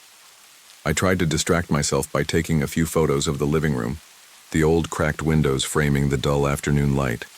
A few selfies just to document the space before I got to work. But when I checked the photos later, the black streaks on the walls stopped me cold. I had no explanation for it. No reason why the smudges were there. And when I enlarged the photos, the streaks resolved into handprints, too many fingers. I couldn't breathe, I couldn't move. I deleted the photos, but the unease lingered. The house had felt alive before. Now, it felt like it was watching me. The night passed in a blur, and when morning finally came, I was exhausted. But the sea outside, the vast emptiness, called to me again. I could do this. I could finish my research and leave. I just had to get through the next few days. The next few days were a blur of work, but I couldn't shake the feeling that something was wrong. The house creaked and groaned in ways that didn't seem normal, like the foundation was settling but more deliberate. I had grown up around old houses, so I was familiar with their quirks. However, these noises were different. I felt like the walls were shifting around me, watching me when I wasn't paying attention. On the second night, it happened again. I had just finished a long session of recording for the podcast. The first part of my research had been relatively simple, just old news clippings and interviews with locals about Eleanor Voss, the artist who had once lived here. Her disappearance had always struck me as odd. She'd been a recluse, but people had loved her work. Yet one day she simply vanished. Her house, her studio, everything was left behind. There were rumors of strange behavior leading up to her disappearance, but nothing concrete. Just whispers about her growing obsession with the ocean. That night, after finishing my research, I went to bed earlier than usual. I was drained, my eyes sore from staring at the computer screen for hours. The house was silent except for the distant murmur of waves breaking on the shore. I closed my eyes, trying to shut off my mind, but something tugged at me, a vague sense of being watched. I didn't want to acknowledge it, but I knew it was there. The house felt too still, too heavy with silence. I woke up at exactly 3:07 a.m. Again, but this time the phone didn't ring. Instead, it was something else, the faint sound of footsteps. Not outside my door, but in the walls of the house. Slow, deliberate steps. Almost as if something, or someone, was pacing in the space between the walls. My heart skipped a beat. I sat up in bed, my breath shallow, straining to hear the sounds that now seemed louder in the stillness. The footsteps continued for a few moments, then stopped. I was too afraid to move, but I had to know. I got out of bed, my legs shaky, and crept toward the wall where the sound had been coming from. I pressed my ear to it, feeling the coolness of the wood under my palm. For a brief moment there was nothing, just the hum of the ocean outside. Then, another noise. This time a scratching. It was faint but unmistakable, something dragging against the inside of the wall. I backed away slowly, my heart pounding in my chest. I couldn't breathe. I felt the walls closing in, the air thick and suffocating. My mind raced, trying to come up with a rational explanation. Mice, maybe. Old house. Coastal weather. This was just the house settling. The wind. It had to be. But I didn't believe that. I couldn't. This wasn't just the house settling. I left the bedroom and moved into the living room. The space was colder now, the temperature having dropped significantly. I pulled a blanket from the couch and wrapped it around my shoulders as I tried to steady myself, but as I looked around the room, something caught my eye. A shadow moved across the far wall, too fast, too purposeful. My breath hitched in my throat. I stood frozen, staring at the spot where the shadow had appeared, my mind trying to process what I'd just seen. Had it been a trick of the light? Maybe a reflection of the trees outside moving in the wind. But it wasn't. I knew it wasn't. I stood there for several minutes, trying to convince myself that I was being ridiculous, that my tired mind was playing tricks on me. But when I finally turned away and started to head back to the bedroom, I felt something brush against my neck. A cold, clammy sensation, like a finger running lightly over my skin. I spun around, my heart racing. The room was empty. But that feeling, that icy touch lingered. I decided I needed to get out of the house for a bit, get some air, clear my head. The coastal winds were harsh at night, but they always had a calming effect on me. I grabbed my jacket and stepped out onto the porch, the chill of the air biting at my skin. The sky was dark, but the moon cast a faint silver glow across the water. The crashing waves sounded distant, like they were coming from somewhere far, beyond the horizon. That's when I noticed the footprints. I had thought I was alone out here, but in the sand, leading from the tide line up to the house, were barefoot tracks. Fresh. Deep. Each print was perfect, with the faintest indentation of toes pressed into the wet sand. There were no tracks leading away from the house, just the single trail that stopped at my doorstep. I froze, my heart hammering in my chest. I stood there for a long time, staring at the footprints. The wind picked up, sweeping through the sand and making the tracks blur slightly, but I could still see them clearly. It was as if someone, who hadn't been there a moment ago, had walked up to the house and simply stopped. My breath caught in my throat. I turned and ran back into the house, slamming the door behind me, locking it with shaky hands. I couldn't stay here anymore. This wasn't normal. The phone call, the sounds in the walls, the shadows, the footprints, this place, and was not alone. And whatever was here, it wasn't just lingering. It was watching. I spent the rest of the night pacing around the house, the sound of my own footsteps seeming louder than ever in the oppressive silence. My mind raced, thoughts colliding. Was Eleanor Voss still here? Had her death been an accident, or had something else, something darker, taken her? And if it had, was it still here, still waiting, still watching? The thought that the house had been abandoned for so long didn't offer me any comfort. In fact, it made me feel worse, like the emptiness had become so much worse in the years of neglect. What had lived here before me? What was still living here now? When the sun finally rose, I felt no relief. The house was quiet, but the silence was different now. Too quiet. I tried to distract myself, but as the day wore on, I began to notice small things, a flicker of movement in the corner of my eye, the occasional door that hadn't been quite shut all the way. It wasn't the wind. It wasn't just the house settling. It was something else. Something watching me from within the walls. And whatever it was getting closer. The days felt like they were moving in slow motion after the footprints. I couldn't get that image out of my mind, the tracks in the sand leading up to the house and stopping at my doorstep. Who had walked up to the house? The wind? Someone from the nearby beach? The more I thought about it, the more I convinced myself it was just a strange coincidence. But every time I tried to push it away, the feeling of being watched would creep back in. I spent the next few days doing my best to ignore the discomfort gnawing at me.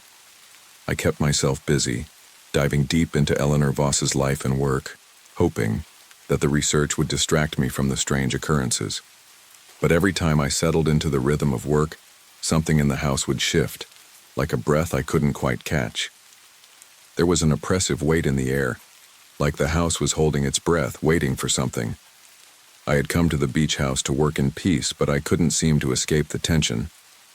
The sea's constant roar became a distant hum, never quite comforting anymore. Instead, it felt like an ominous presence, a reminder of the vast, unknowable depths beyond the shore. I found myself walking to the edge of the water more often, staring out at the gray expanse of the ocean as though waiting for something to rise from its depths. On the morning of September 30th, the unease I had been carrying finally broke. Had been up late working on the latest episode for my podcast. The project had been consuming more of my time than I wanted to admit. The topic of Eleanor Voss's disappearance was starting to feel too close, too personal. The story had gone from an unsolved mystery to something darker, and I could feel myself unraveling bit by bit. I had even started doubting whether I was chasing a story or something else entirely, something that wasn't just about a dead artist anymore, but something deeper, something alive. I woke up that morning with a cold shiver down my spine. It was only 7 a.m., but the house felt unnaturally dark. The early light of the day barely filtered through the curtains. I had forgotten to close them the night before, and the grayish daylight wasn't enough to fight off the oppressive fog that seemed to have settled in the house. The phone rang. It was so sudden, so sharp, that it jerked me out of my half-dazed state. I stared at the rotary phone on the nightstand, my heart racing. It was 3:07 a.m. again. I had been waiting for it. I had hoped it wouldn't happen again, but of course it had. I hesitated for a long moment before I picked up the receiver. I couldn't stop myself. I needed to know what was on the other end. The last time I'd heard static and the eerie dragging sound. This time it was different. It was silence. Dead, empty silence on the other side. But then, just as I was about to hang up, a noise started to crawl through the receiver. A soft, wet scraping like something was being dragged through water. My stomach churned. I wanted to drop the phone, to slam it down, but my hand was frozen. The scraping grew louder, and then, to my horror, it became closer, like the thing on the other end of the line was inching closer and closer to me. "Help me!"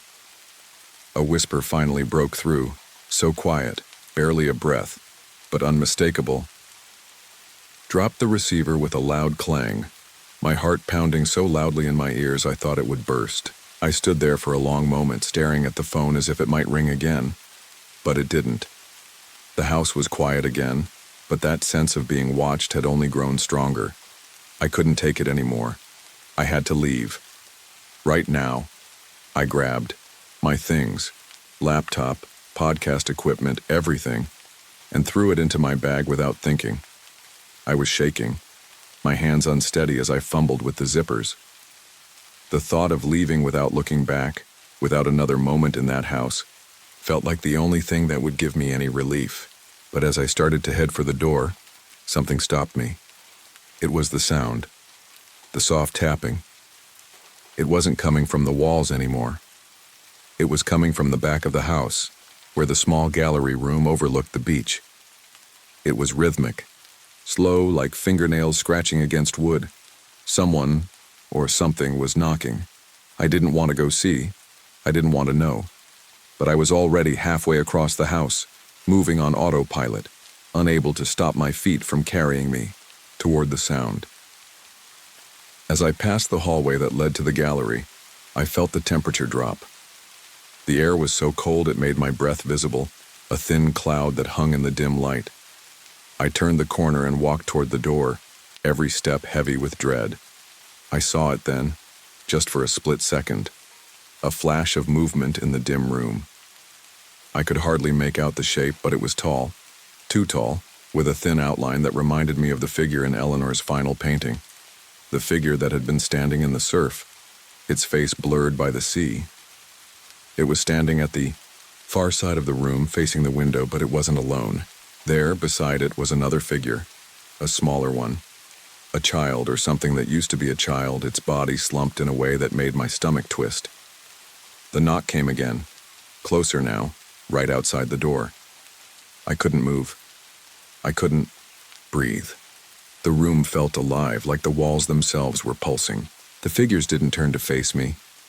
They didn't acknowledge my presence, but I could feel their eyes. I could feel them watching. That's when I turned and ran. I couldn't even bring myself to check if they were following me. I bolted out, the back door, down the stairs, and onto the porch, nearly tripping over myself as I raced toward my car. I left the house without a second thought, without even grabbing my things. I didn't care anymore. I needed to be as far from that place as I could get. When I drove away, I looked back once and I saw it. The silhouette of the figure standing in the window. It was watching me. It was still there even after I had left. It wasn't over, and I don't think it will ever be over. I woke up the next morning, drenched in sweat, my breath coming fast, heart pounding. For a second, I had no idea where I was. I blinked rapidly, trying to make sense of the dim morning light coming through the curtains.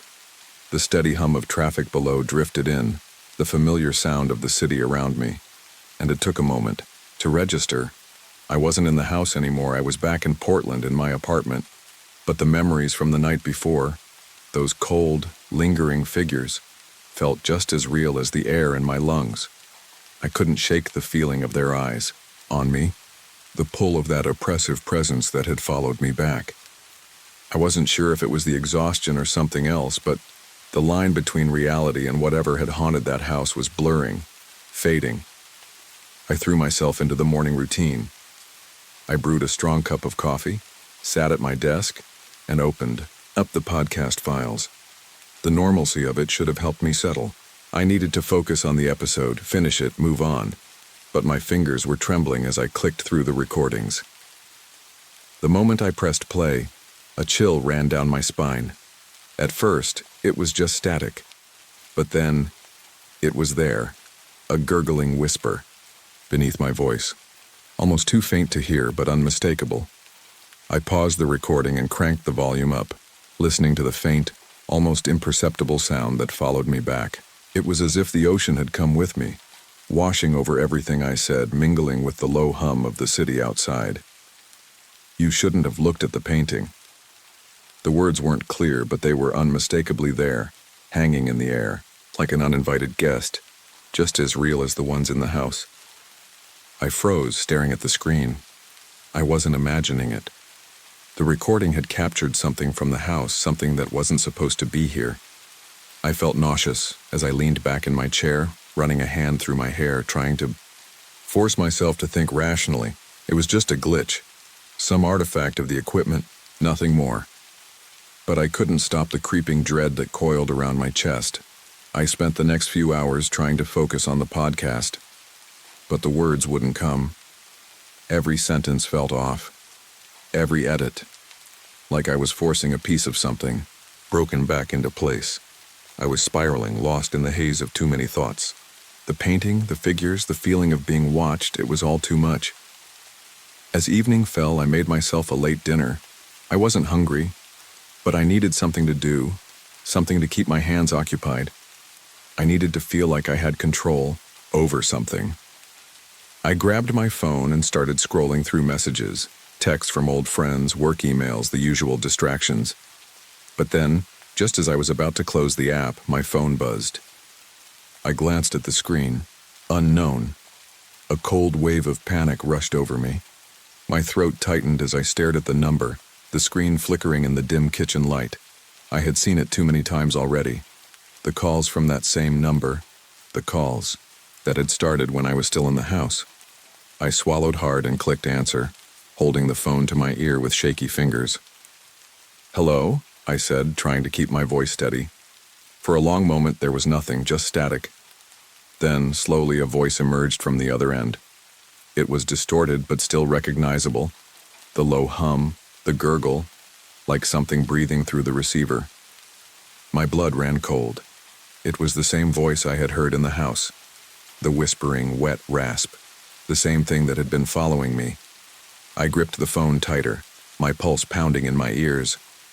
"I told you. You shouldn't have looked at the painting," the voice rasped, slower this time, deliberate. It felt like a warning. Before I could speak, the line went dead. The phone clicked off with a soft thud, leaving me staring at the black screen, my hands trembling. I sat there for a long moment, unsure if I should even move. I couldn't tell if my mind was playing tricks on me, or if it was something worse. Something I had brought back with me. The knocking started that night. Not in the walls this time, but from the floorboards beneath my bed. Tap, tap, tap. A slow, deliberate rhythm that echoed through the quiet apartment, as if it was waiting for me to react. I pulled the blanket over my head and squeezed my eyes shut, trying to ignore it. But the sound only got louder, closer, like it was creeping its way toward me. I couldn't take it anymore. I was losing my grip on reality. The lines between the house, the figures, and the things I thought I'd left behind were smearing together. There was no escaping it. The next morning, I did what I had been avoiding for days. I went back to Driftwood Lane. I didn't tell anyone where I was going, didn't even stop to think about it. The thought of confronting whatever was waiting for me in that house consumed me. It was like a magnet pulling me back, making it impossible to ignore.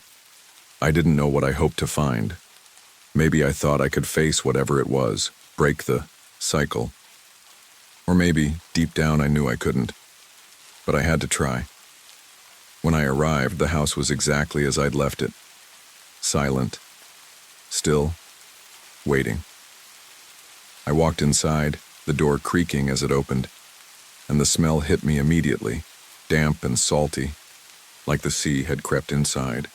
The air was thick with that oppressive, heavy feeling. I stood in the entryway for a long moment, feeling the weight of it pressing in on me.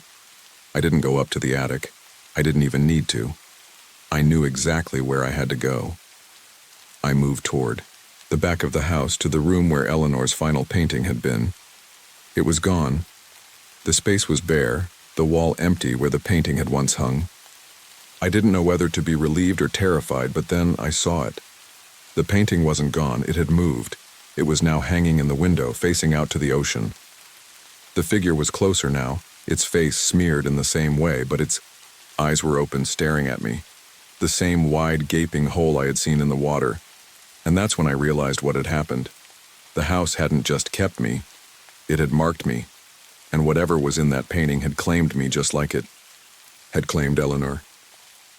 I stood frozen in the doorway, staring at the painting that now hung in the window facing the sea.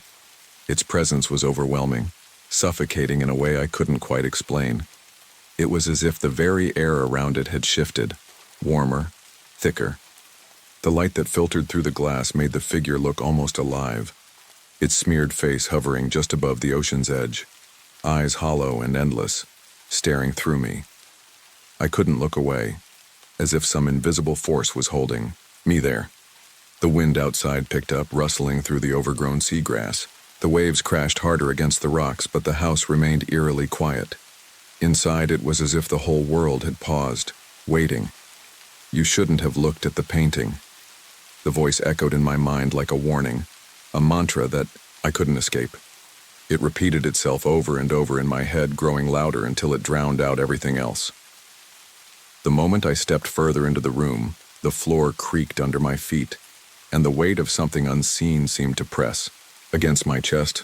I felt like I was suffocating, as if the house itself was alive and angry that I had come back. I took a few steps toward the window, drawn to the painting like a moth to a flame. My hands trembled as I reached out, my fingers brushing against the cold, glassy surface of the window. The figure in the painting seemed to sway, almost imperceptibly, as if it were moving with the rhythm of the tide outside. And then I heard it. A whisper, a low gurgling murmur. "Come to the water." The words were distorted, like they were coming from underwater, distant and muffled, but they were unmistakable. The same voice I had heard over the phone, the same gurgling, breathless rasp that had followed me all this time. It was real. It had always been real. I had tried to outrun it, tried to convince myself it was just a story, just a piece of my mind playing tricks on me, but now I knew it wasn't. The house had claimed me just like it had claimed Eleanor. I turned toward the door, my heart pounding, my chest tight. I had to leave. I had to get out of there, but my legs wouldn't move. It was like I was stuck in place, unable to tear myself away from the window. My mind screamed at me to run, but my body refused. And then, as if it had been waiting for me, to finally understand, the sound of the ocean changed. It was no longer the rhythmic crash of waves against the shore. It became a heavy, oppressive sound, slower, deeper, like something was moving through the water. Something huge. "Come to the water," the voice repeated, louder this time, more insistent. I wanted to scream, but the words were caught in my throat. I was paralyzed, staring at the painting and the figure in the surf, watching as it began to shift, its shape distorting with the ebbing tide. The air grew thick and salty like I was underwater, and the walls of the house seemed to bend, warping in ways they shouldn't. The smell of the sea intensified, and I could almost taste the salt on my lips. That's when I saw it. The figure in the painting was moving. Its legs shifted in the surf, its body slowly rising, the blurred face becoming more defined, more tangible. It wasn't just a painting anymore. It was alive. The figure stood tall in the water, its body stretching impossibly long, its features becoming clearer with each passing second. It was no longer just a man. It was something else, something far darker, more ancient. Its mouth opened wide, impossibly wide, as though it was going to swallow the entire ocean. "You shouldn't have looked at the painting." The words came again, but this time they were louder, louder than the crashing waves outside, louder than the beating of my own heart. I couldn't move. My legs refused to carry me, my body numb with fear. The figure in the painting was no longer just staring at me. It was beckoning me, pulling me toward the water. I had to go to it. I had no choice. Suddenly the wind howled, slamming the window shut with a deafening crack. I stumbled backward, my breath catching in my throat. The house groaned under the force of it, the walls shaking as if the building itself was alive too. I spun around, desperate to escape, but it was too late. The door slammed shut behind me with a violent force. The house felt like it was closing in on me, the air thickening with each breath. The walls were pressing in, the very foundation of the house shifting beneath my feet. The house wasn't letting me leave. I rushed to the door, yanking on the handle, but it wouldn't budge.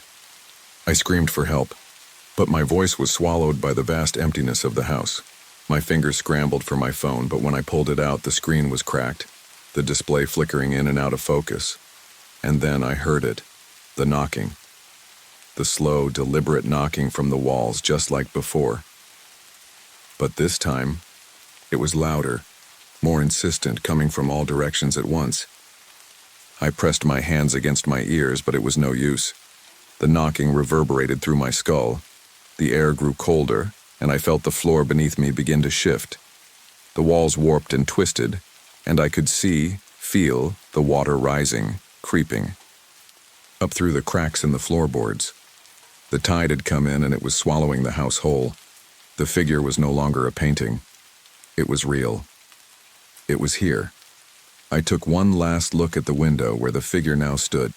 Its face stretched wide, its hollow eyes locked on mine, as if it were waiting for me to take the final step. I reached for the door again, this time with all my strength.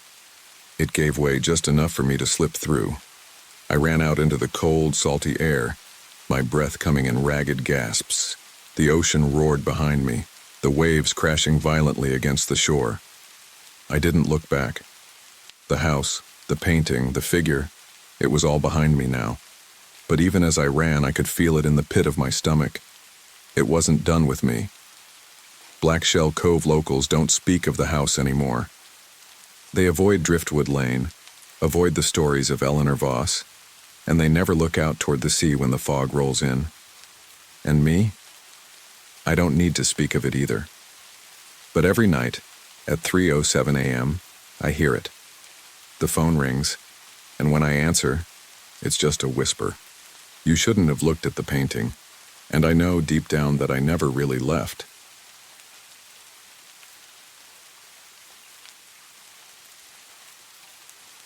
The Holloway storage warehouse was the kind of place you didn't ask too many questions about. The kind of place that was so quiet you could hear the walls breathe. Or at least, that's what I told myself the first time I saw it. I'd been driving, for most of my life. Long-haul trucking, hopping from one stretch of highway to the next, dealing with bad weather, worse coffee, and a body that felt older than it had any right to. My knees were shot, my sleep was erratic, and frankly, I was sick of the road. When the job for night security at Holloway came up, it seemed like a godsend. No more trucks, no more endless stretches of asphalt. Just me, a flashlight, and a control room to monitor. The pay was good, double what I'd make driving, and I figured it'd give me the solitude I craved. I didn't bother with the details at first. The listing was clear. Night security, 10 p.m. to 6 a.m., mostly monitoring cameras and doing rounds. I didn't care about the rest of the small print. I'd taken worse jobs before, it seemed easy enough. I figured the night would be uneventful, quiet, exactly what I needed. That was before I met the warehouse itself. The building was old, constructed in 1947, right on the edge of Blackwater Mills. It looked like an industrial ghost. Steel beams, rusting along the edges of long-abandoned loading docks, windows cracked and boarded up. The kind of place you'd expect to find rats scurrying along the walls and forgotten remnants of the past, hidden under layers of dust. I pulled into the parking lot that night with the cold air biting at my face, the wind tugging at my jacket. The place seemed like it was holding its breath. When I went inside, the air had that strange, almost stale smell to it, like diesel mixed with something fouler, something too old to place. The lights flickered as soon as I stepped in, casting an eerie, sickly glow across the cavernous expanse. The place was so vast, I couldn't even see the far end of it. Shelves and crates lined the aisles like the forgotten husks of whatever used to be here. I was met by the foreman, Dale Rutger, who handed me a clipboard and a set of keys. His face was weathered, like a man who'd been through too much to be bothered with anything. He was smoking as he talked, the ash from his cigarette long and trembling. "You get used to it," he said with a gravelly chuckle, his voice muffled by the cloud of smoke he exhaled. "The lights, the noises, hell, it's a big place. You'll hear things, just part of the job." He didn't seem fazed by the creepy atmosphere, so I figured I shouldn't be either. "The cameras are here, the radio's over there," he pointed around the room. "Keep an eye on things. If anything looks off, you let me know. But like I said, you'll be fine." He didn't wait for me to reply, just turned and walked away. That was the last I saw of him for the rest of the night. The night dragged on like I expected, slow, monotonous, and boring. I spent the first couple of hours checking the cameras, watching the cold, empty aisles on the screens. The night was still, too still. Every once in a while, I'd hear a creak or a groan from somewhere deep inside the warehouse, but I figured that was just the building settling, like the way old houses creak when the wind picks up. Then came the first flicker. It was just a dimming of the lights at first. No big deal, right? Could have been a power surge or some old wiring that needed fixing. But then it happened again, and again. It wasn't random. It was like something was walking beneath the lights, making them buzz in a slow, creeping sequence. At first, I thought it was my mind playing tricks on me. Just fatigue, maybe. But the flickers were getting more frequent, more deliberate. I rubbed my eyes and looked at the monitors, trying to shake off the unease creeping in at the edges of my thoughts. The cameras were still showing empty aisles, but the flickering continued. I walked down the aisle to see what was going on with the lights. The warehouse felt colder as I moved further in, the chill creeping up my spine. The lights overhead buzzed, humming with something I couldn't quite explain. The air felt damp and thick, pressing down on me like a weight I hadn't noticed before. My boots echoed through the empty warehouse as I made my way to the far end, feeling more and more like something was watching me from the shadows. Then, as I passed under the next set of lights, something caught my eye. A crowbar, leaning against a stack of crates. It wasn't there when I walked by before. I could have sworn it wasn't. I approached cautiously, reaching out to touch it. The metal was warm. Too warm. I pulled my hand back quickly, my heart rate spiking. I turned around, scanning the aisle. The place was still empty, just as it should have been. But the feeling, the sense that something was wrong, was too strong to ignore. I reached for my radio and called the foreman. My voice came out too shaky, even to my own ears. "Dale," I said, my throat dry. "You sure no one else is here? I found a crowbar out in aisle 6. I thought I locked everything up." There was a long pause on the other end. "Just you, Vince. You'll get used to it," he finally said, his voice eerily calm. I didn't feel reassured. But what else was I supposed to do? The night carried on, but the unease didn't dissipate. If anything, it thickened. The warehouse, with its maze of long aisles and towering shelves, began to feel less like a building and more like a living thing. A thing that was watching me, waiting for me to slip up. It wasn't just the lights anymore. It was the sounds, too. The creaks, the groans, the soft scraping noise that seemed to echo from deep within the warehouse, like something, or someone, was moving behind the walls. I tried to shake it off, but the paranoia was growing by the minute. I kept walking the aisles, checking the cameras, but every time I passed under one of the flickering lights, I felt the hairs on the back of my neck stand up. My steps felt too loud, too deliberate. The silence between them seemed unnatural, and every so often I'd hear a sound. Footsteps maybe, but when I looked around I was always alone. By 1:30 a.m. I was starting to question my own sanity. Maybe it was the isolation. Maybe the building was getting to me. But I knew deep down that something wasn't right. This wasn't just my mind playing tricks on me. I paused in front of the security office, staring at the monitors. The camera feeds displayed nothing out of the ordinary. Empty aisles, deserted shelves, still air. But there was something about the silence that felt too heavy. Something that was pressing in from the edges of my awareness. I ran my hand over my face, trying to push the fatigue out of my system. I hadn't slept in almost 36 hours. But the tiredness wasn't the problem. The problem was the feeling of being watched. Then it happened again. I was making my way down aisle 13, the farthest aisle in the warehouse, when I noticed it. Something on the concrete wall. At first I thought it was a trick of the light, a smear of dust or oil. But as I walked closer, my stomach sank. A handprint. But not a normal handprint. This was different. The palm was damp, as if the hand had been pressed against something wet. The grayish color was streaked with what looked like mud, or worse, something organic. I reached out instinctively, my fingers brushing against the mark. It was cold. Too cold. The substance stuck to my skin, thick like algae or mold. I pulled my hand back in disgust, wiping it off on my jacket. But it didn't come off. The muck lingered there as if it had embedded itself into my skin. I backed away slowly, a cold sweat creeping down my spine. This wasn't right. The warehouse had been sealed off. No one should have been here. And yet here was this handprint, fresh, new, like something, or someone, had been here recently. The hairs on my neck prickled. I glanced over my shoulder, half expecting to see someone standing at the far end of the aisle. But there was nothing. The warehouse was as empty as ever. Still, I couldn't shake the feeling that I wasn't alone. I grabbed my radio again, my fingers trembling. "Dale," I said, my voice tight. "You sure no one else is here tonight?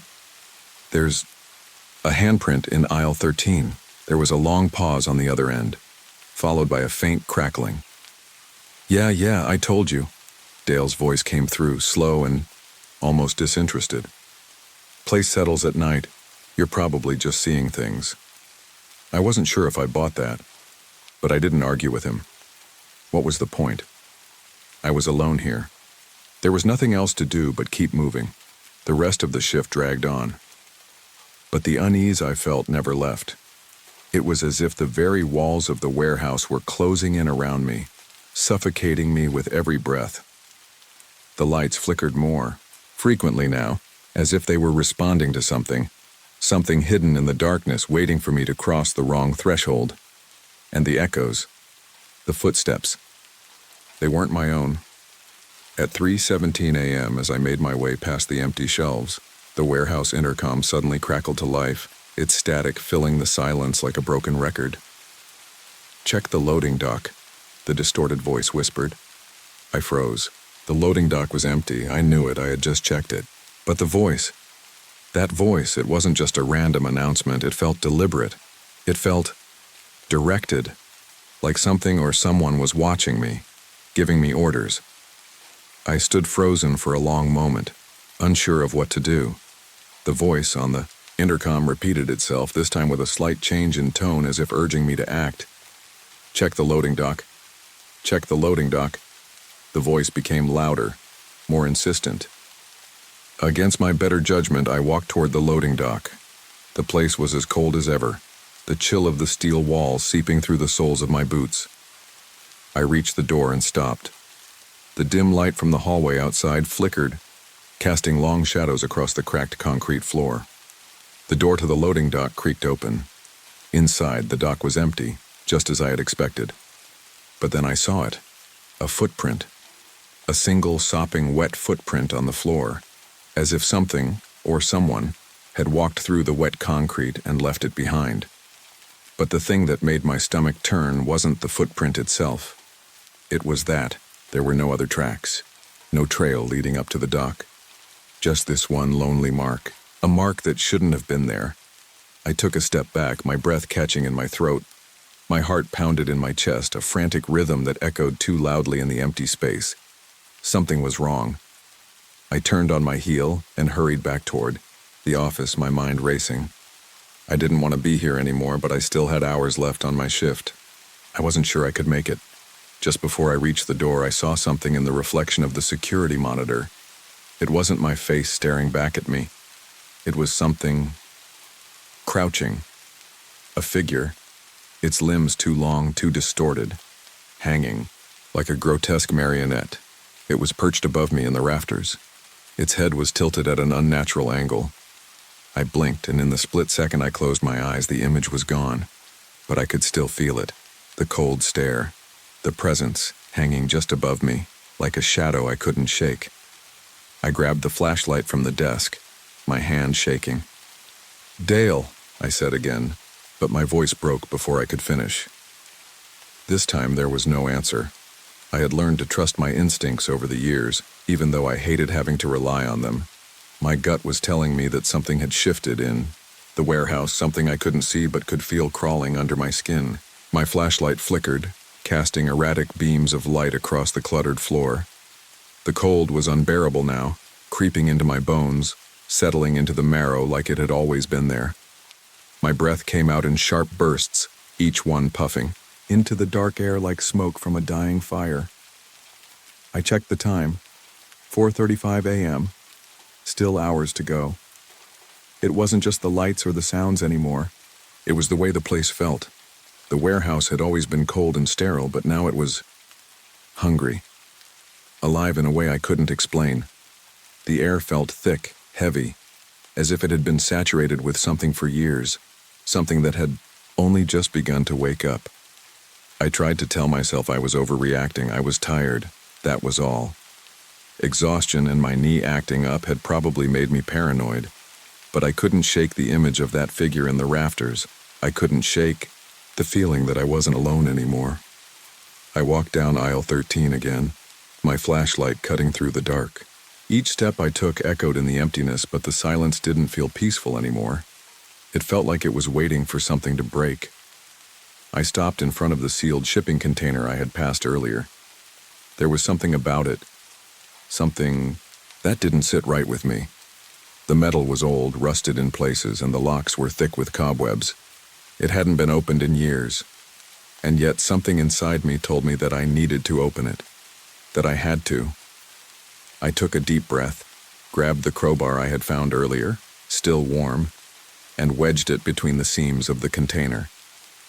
The metal screamed in protest as I pried the lid open, the sound cutting through the stillness like a scream. My pulse quickened, each beat thudding in my ears. The inside of the container was almost pitch black. I used the flashlight to illuminate the space and froze. A nest of cargo blankets lay in a heap, rotting and damp. The stench was overwhelming, like something long dead and left to rot. I almost gagged, my throat constricting as I forced myself to look closer. But there was something buried in the blankets, something that looked too human. The shape was almost too perfect, too unnatural in its stillness. I stepped back, my heart hammering. But then my flashlight caught something else, a child's rubber ball lying innocently in the corner. But the ball was wet, drenched, as if it had been soaked in water. I moved closer, my flashlight beam shaking in my hand. There was something scrawled on the inside of the container's walls. The writing was jagged, smeared, as if someone had scraped it there in desperation. He walks the aisles at night. The words sent a cold wave over me, crawling beneath my skin like the chill I couldn't shake. I pulled back, desperate to escape the confined space of the container, but before I could, the lights above me flickered out. The entire warehouse plunged into darkness. I froze. The silence that followed was deafening. For a second, I thought I might be hallucinating. Maybe this was just the culmination of my fatigue, the lack of sleep, and the overwhelming sense of dread that had built up in me over the course of the night. But then I heard it, the scratching. It started low, almost imperceptible. A dry scraping sound like nails on metal. It grew louder, closer. My pulse raced in my throat. I turned on my flashlight, but the beam wavered, weak and inconsistent, as if the darkness was fighting against it. Then I saw it. At the far end of aisle 13, standing motionless in the shadows, was a figure. I couldn't make out its features at first. It was too dark. But as I took a step forward, my flashlight flicked across its body and my stomach dropped. The figure was tall, unnaturally tall, its limbs stretched at odd angles. Its face was obscured by the shadows, but I could see its mouth, open wide, like a gape in the earth. Rows upon rows of needle-like teeth lined the inside of its mouth. The sight sent a rush of nausea through me. I backed up, my breath coming in short, panicked gasps. But it wasn't just the figure that terrified me. It was the way it moved. It didn't walk, it didn't run. It jerked forward like a broken film reel, the limbs cracking at sharp angles with every step. The noise it made was like wet fabric, tearing accompanied by a sharp skittering sound, the kind that reminded me of rats in the walls. I stumbled backward, knocking over crates and boxes in my haste. The flashlight rolled from my hand and went dark, plunging me into total blackness. My heart raced. My breath was coming in frantic gasps, my chest tight with panic. I reached for my radio, my hands shaking, but when I pressed the button, there was no sound, no static, just dead silence. I fumbled for the flashlight again, but it was nowhere to be found. I could hear the figure coming closer. Each scrape of its limbs against the concrete floor echoed through the silence. My head was spinning. I had to get out. I had to leave. But the warehouse had other plans. I turned and bolted for the door, not caring if I tripped, if I fell. I just needed to get out of that place. But when I reached the door, I stopped dead in my tracks. It was locked. I pulled at the handle with all my strength, but it wouldn't budge. The sound of the figure's skittering footsteps grew louder, closer. I turned, frantic now, but when I looked back, the figure was gone. I was alone. Or was I? The feeling of being watched didn't dissipate. It only grew stronger. And that's when I heard the voice. It was soft, faint, but unmistakable. You shouldn't have stayed past sunrise. I didn't wait to hear more. I threw my shoulder against the door, desperate. The door finally gave, and I stumbled out into the cold night air, gasping for breath. But even as I drove away, I couldn't shake the feeling that the warehouse was still watching me. That whatever was in there, whatever had been walking the aisles at night, was waiting for me to return. And I knew deep down that I would. The cold bite of the wind didn't help clear my head as I drove away from the warehouse. My hands gripped the steering wheel so tight my knuckles were white. the ache in my bad knee a constant throb against the pedals. My mind was still reeling from the sight of that thing, whatever the hell it was, that skittered across the dark warehouse floor. I kept my eyes on the road, trying to push the memory away, but every time I blinked, the image came back clearer. Those long limbs, the too wide mouth full of needle teeth, and the wet scrape of its movements, the smell of rot, the stale air. It felt like I was still there, trapped in the belly of that place. The walls felt like they were closing in on me, even in the comfort of my truck. The headlights cut through the fog as I drove further from Blackwater Mills. The quiet was suffocating, the sound of the engine doing little to drown out the static in my head. I didn't know what to think anymore. Maybe it was just a nightmare, a product of exhaustion and my sleep disorder catching up with me. But that wasn't what I felt in my gut. My gut told me that whatever was in that warehouse was real, and it had been waiting for me. I didn't even think to check the rearview mirror when I drove out of the lot. I didn't want to know if the loading bay door had risen again on its own, if there were shapes moving inside. I didn't want to know if it was still watching. By the time I made it back to my apartment, the sun had started to rise, casting a weak glow over the empty streets of the industrial district. I slammed the door shut behind me, the scent of stale coffee and mildew already filling my apartment, when I walked inside. My apartment, barely more than a storage unit with a bed, never felt so cold. The walls felt too thin. I dropped my jacket on the floor, my body still wired from the adrenaline, but the relief of being out of the warehouse was short-lived. As I moved toward the kitchen to make a pot of coffee, I glanced at my phone. The screen was lit up with missed calls and texts. I checked the number, expecting to see a friend or an acquaintance, someone I hadn't talked to in a while, but the message at the top was from Dale. I scrolled through the text. "Vince, I hope you're all right. You were the only guy who stuck it out long enough. I'll keep the shift open for you if you want to come back, but, I wouldn't. I heard something's still down there. Don't let it trick you into staying. Please." I froze. The message was sent at 4 a.m., only an hour after I had left. There was no way he knew what had happened to me. There was no way he could. The thing I saw, the way it moved, it wasn't something anyone could describe. Not without living through it. I rubbed my eyes and turned my attention back to the kitchen, putting water on for coffee. The steady click of the kettle, the hum of the refrigerator, it all felt too normal. I should have been comforting myself, telling myself that it was over, that I had escaped, but deep down I knew it wasn't over. The warehouse was still there, breathing. The creature was still there too, waiting. And for some reason I couldn't shake the thought that I hadn't seen the last of it. I made it a point to rest, to let the daylight calm my nerves, but it didn't work. The images still flickered through my mind.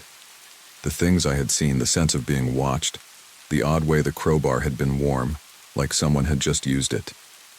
I knew, deep down, that it wasn't a trick of the mind. It was something real.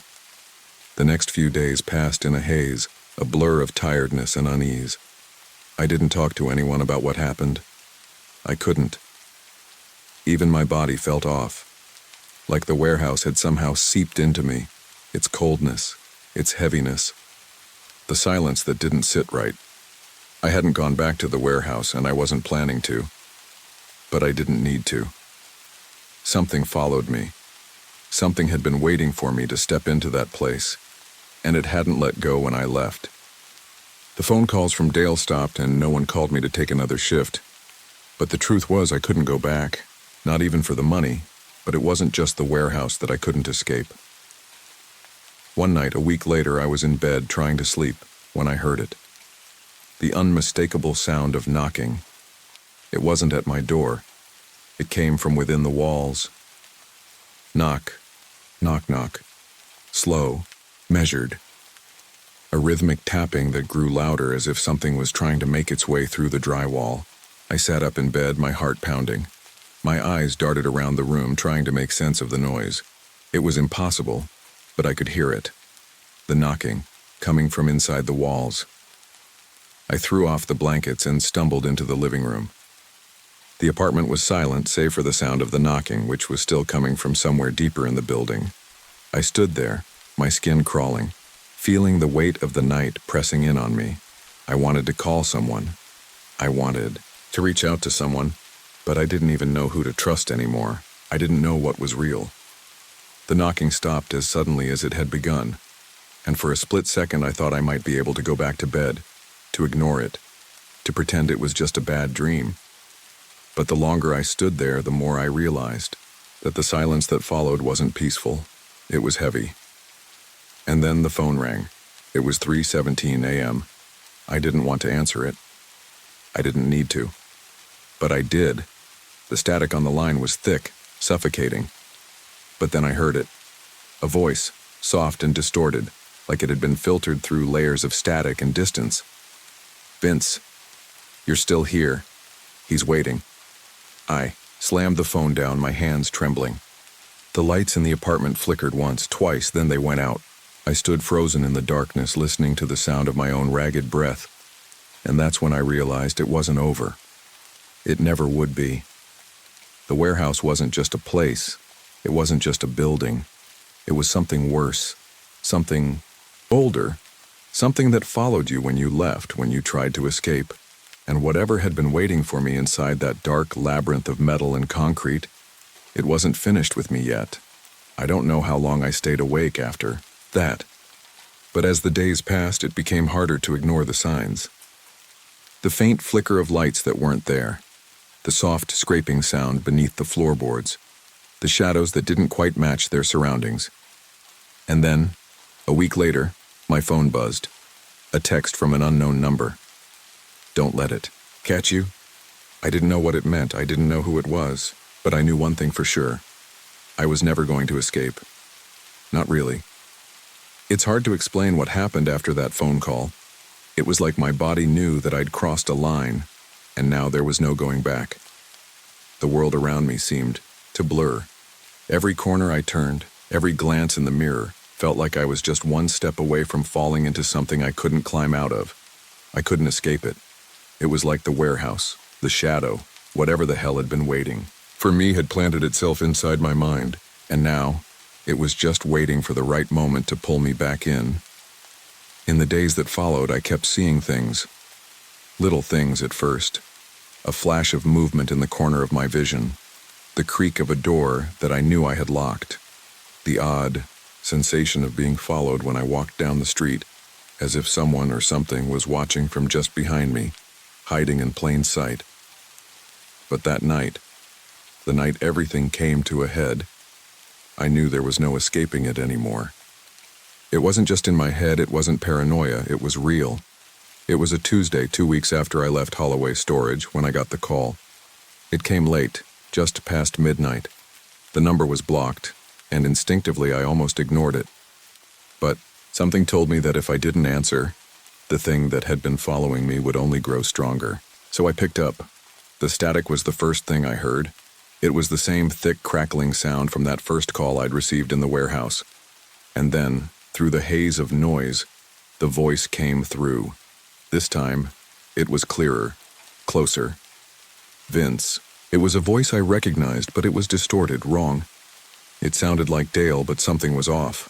The voice was too flat, too mechanical. "You were right, Vince. There's more. There's always more." My heart pounded in my chest. I pulled the phone away from my ear for a second, unsure if I was hearing things right. The room around me felt colder now, the silence pressing against me like a weight. I managed to force the words out, my throat dry. "What do you mean, more?" The voice continued, its tone now urgent, but with a touch of something I couldn't place. A distant, creeping desperation. The others, they didn't just vanish. We were all part of it, Vince, you, me, everyone who worked those nights. It's feeding, Vince. It's always been feeding. I felt my stomach drop. The realization hit me like a ton of bricks. The missing watchman. The eerie presence in the warehouse. The thing that had followed me out. It had never been just a creature. It was something deeper. Something older. What are you talking about?" I asked. But my voice cracked.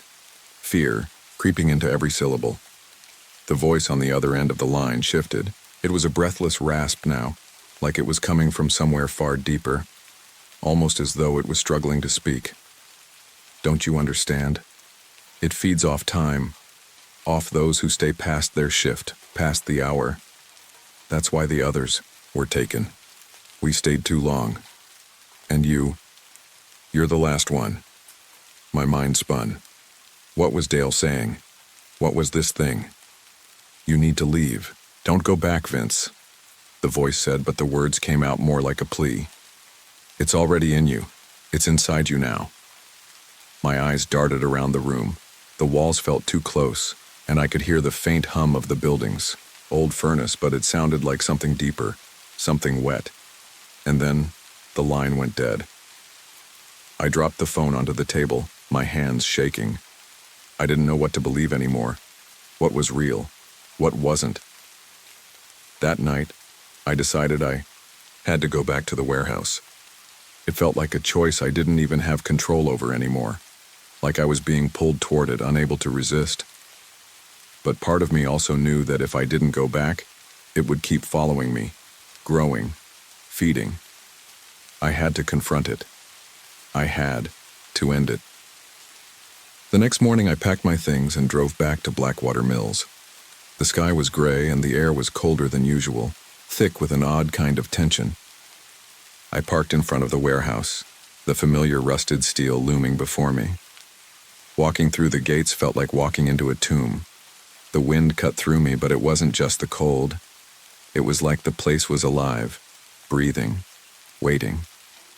I could feel it beneath my skin, crawling up my spine. I forced myself inside. The interior of the warehouse was darker than I remembered, the shadows thicker, heavier. I made my way toward aisle 13, the same aisle where I'd found the handprint, the place where I saw that creature move. I couldn't shake the image from my mind, but I had to face it. It wasn't long before I heard the sound, the echoing footfalls. They weren't mine.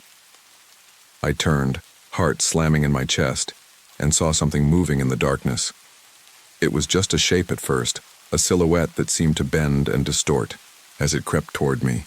As it drew closer, I could make out the outlines of its limbs, long, too long. The sound of its movements was wet, like something scraping along the floor, dragging itself forward, and its head was tilted, looking at me, those black, soulless eyes piercing through the dark. It spoke, its voice now more of a growl. You shouldn't have come back. I stumbled backward, the reality of the moment sinking in.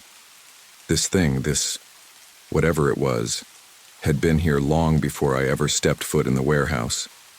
And now, it was pulling me into its web, drawing me into the same trap that had taken all the others. My mind raced. I knew what I had to do. I had to destroy it. I had to end it, for good. But as I reached for the crowbar I had brought with me, I felt a sudden sharp pain shoot through my chest, as if something inside of me had been pulled, stretched, twisted.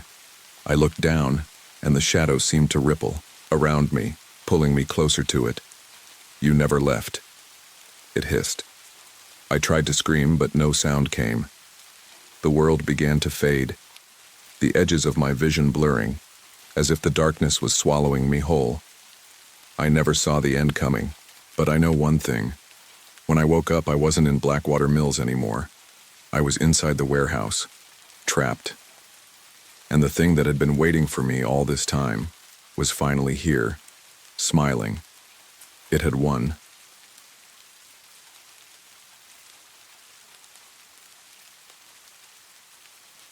I wasn't feeling well when I walked into Holloway Apothecary that night.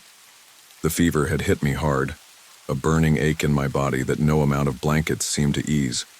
My throat was raw, and the exhaustion seemed to drag every step I took.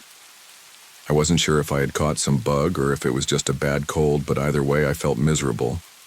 I hadn't planned on stopping at Holloway's, but it was the closest pharmacy, and I needed something to calm the cough and knock me out for a few hours of sleep. I wasn't thinking straight. If I had been, I would have gone across town to the 24-hour chain store. But that's not where I ended up. Holloway Apothecary wasn't the kind of place you'd usually notice unless you were specifically looking for it. It was one of those old-fashioned shops that barely seem to exist in the modern world. The window display was cluttered with forgotten relics, yellowing boxes of medicine, dusty bottles, and faded labels. The store itself was cramped, the shelves sagging with years of accumulated stock. The air inside smelled sharp, almost clinical, an antiseptic sting, but there was something else underneath it. A faint, metallic smell that seemed to linger and pulse like something ancient and buried. The bell above the door didn't chime as I stepped inside. The silence was oppressive, like the store was holding its breath. The floors creaked beneath my feet, and I couldn't shake the feeling that the place was watching me. I didn't know how or why, but the sensation was there, prickling at the back of my neck. I had never been a superstitious person, but tonight my tired, feverish mind was willing to entertain the thought that something was off. Behind the counter stood a man I hadn't noticed before. He was thin, almost skeletal, with skin that looked too tight around his face. His eyes were sunken, hollow, and his smile didn't reach them. His gaze lingered on me as I walked in, a slight, almost predatory tilt to his head. His name tag read simply, Mr. Voss. He didn't say anything at first, just watched me, those deep, unsettling eyes following my every movement. It felt like he could see straight through me. I should have walked out right then, should have left before it was too late, but I didn't. Instead, I walked further into the store, drawn toward the familiar, comforting sight of shelves filled with medicine. It was strange, the way the bottles seemed to lean toward me, beckoning me in with their worn labels and familiar logos. The cold medicine aisle was the first place I headed. The shelves were full of brands I didn't recognize, and nothing seemed to stand out. Then out of the corner of my eye, I noticed something that made me pause. A bottle of cough syrup. The glass was cloudy, a viscous amber liquid swirling inside it. I took a step closer. It was labeled simply, cough syrup. No brand name, no active ingredients listed, just a plain, simple bottle. I turned it over in my hands. No expiration date either. "Is this the best you've got?" I asked, my voice hoarse. Mr. Voss didn't respond right away. He stood there for a moment, looking at me with those empty eyes, then slowly nodded. "It's all you'll need." His voice was smooth, almost soothing, but there was something in it, something unsettling. I should have been more cautious, should have questioned it, but my mind was fogged from the fever.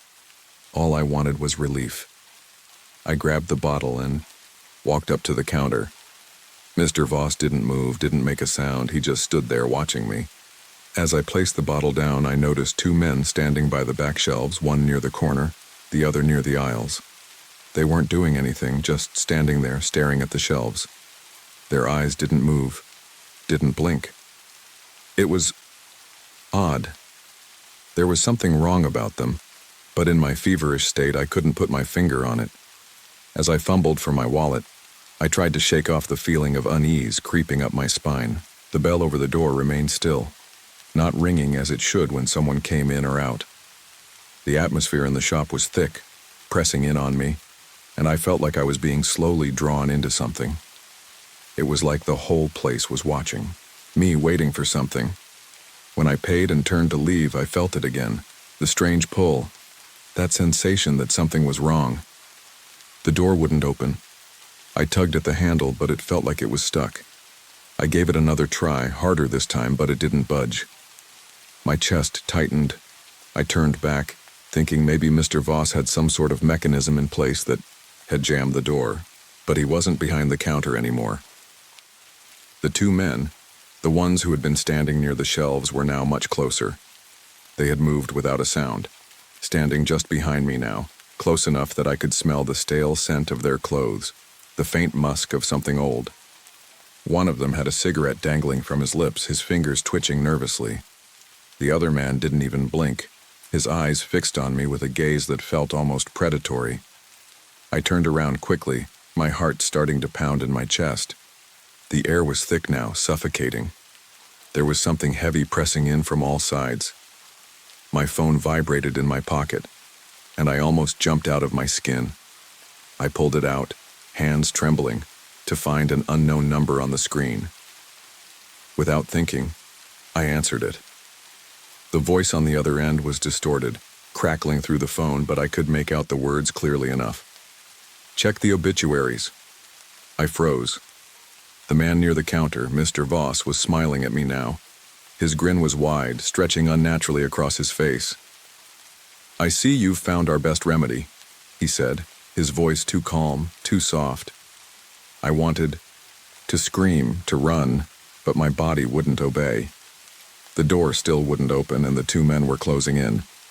The air was growing thicker, suffocating, and I could feel the temperature drop. The phone in my hand started to vibrate again, the same unknown number calling me. I didn't pick it up this time. Instead, I ran. I turned and ran for the emergency exit, the door slamming open with a force I wasn't expecting. I was outside. Cold air hit my face, and I gasped, desperate for a breath. But as I looked behind me, my heart stopped. The door to Holloway Apothecary had creaked open again, and Mr. Voss was standing in the doorway, his figure silhouetted against the flickering light inside. His voice, calm and unsettling, reached me. "We'll see you soon, Lena." I ran until my legs burned, not looking back, my pulse thundering in my ears. But no matter how far I ran, that voice stayed with me, echoing in the back of my mind. I had no idea what kind of nightmare I had just stumbled into, but I had the feeling it was far from over. The days that followed weren't much better. I couldn't shake the fog in my head or the fever that seemed to cling to me, no matter how many layers I piled on or how much water I drank. The cold medicine Mr. Voss had given me did nothing to ease my symptoms. If anything, it made everything worse. I felt groggy, disoriented, like I was slipping in and out of some hazy dream. Each time I closed my eyes, I could see the flickering lights of Holloway Apothecary, the skeletal man behind the counter, his grin widening as I tried to escape. I couldn't get the smell out of my nose either. The antiseptic, yes, but underneath it, something darker. Something almost earthy, like the smell of dirt and decay. I could almost taste it in my mouth, a coppery tang that left me nauseous. The fever was relentless, a sharp burning ache deep in my bones. But every time I took another dose of the syrup Mr. Voss had handed me, it felt like I was sinking further into the haze. I wasn't sure if it was the medicine or the sickness itself, but either way I felt like I was losing control. I tried to go about my days normally. I kept working from home, forced myself to write a few articles for the freelance assignments I had pending. But it was hard to focus. My mind kept drifting back to Holloway Apothecary, to the men in the store who never blinked, to the way Mr. Voss watched me like he was waiting for something. I couldn't stop replaying the image of his smile, how it never quite reached his eyes, how it felt like I was being slowly, silently pulled into something I didn't understand. I hadn't been back to that part of Raven's Hollow since that night, but I couldn't stop thinking about it. The place had lodged itself in my mind like a splinter. Every time I closed my eyes, I saw the flickering neon of Holloway's sign in the distance.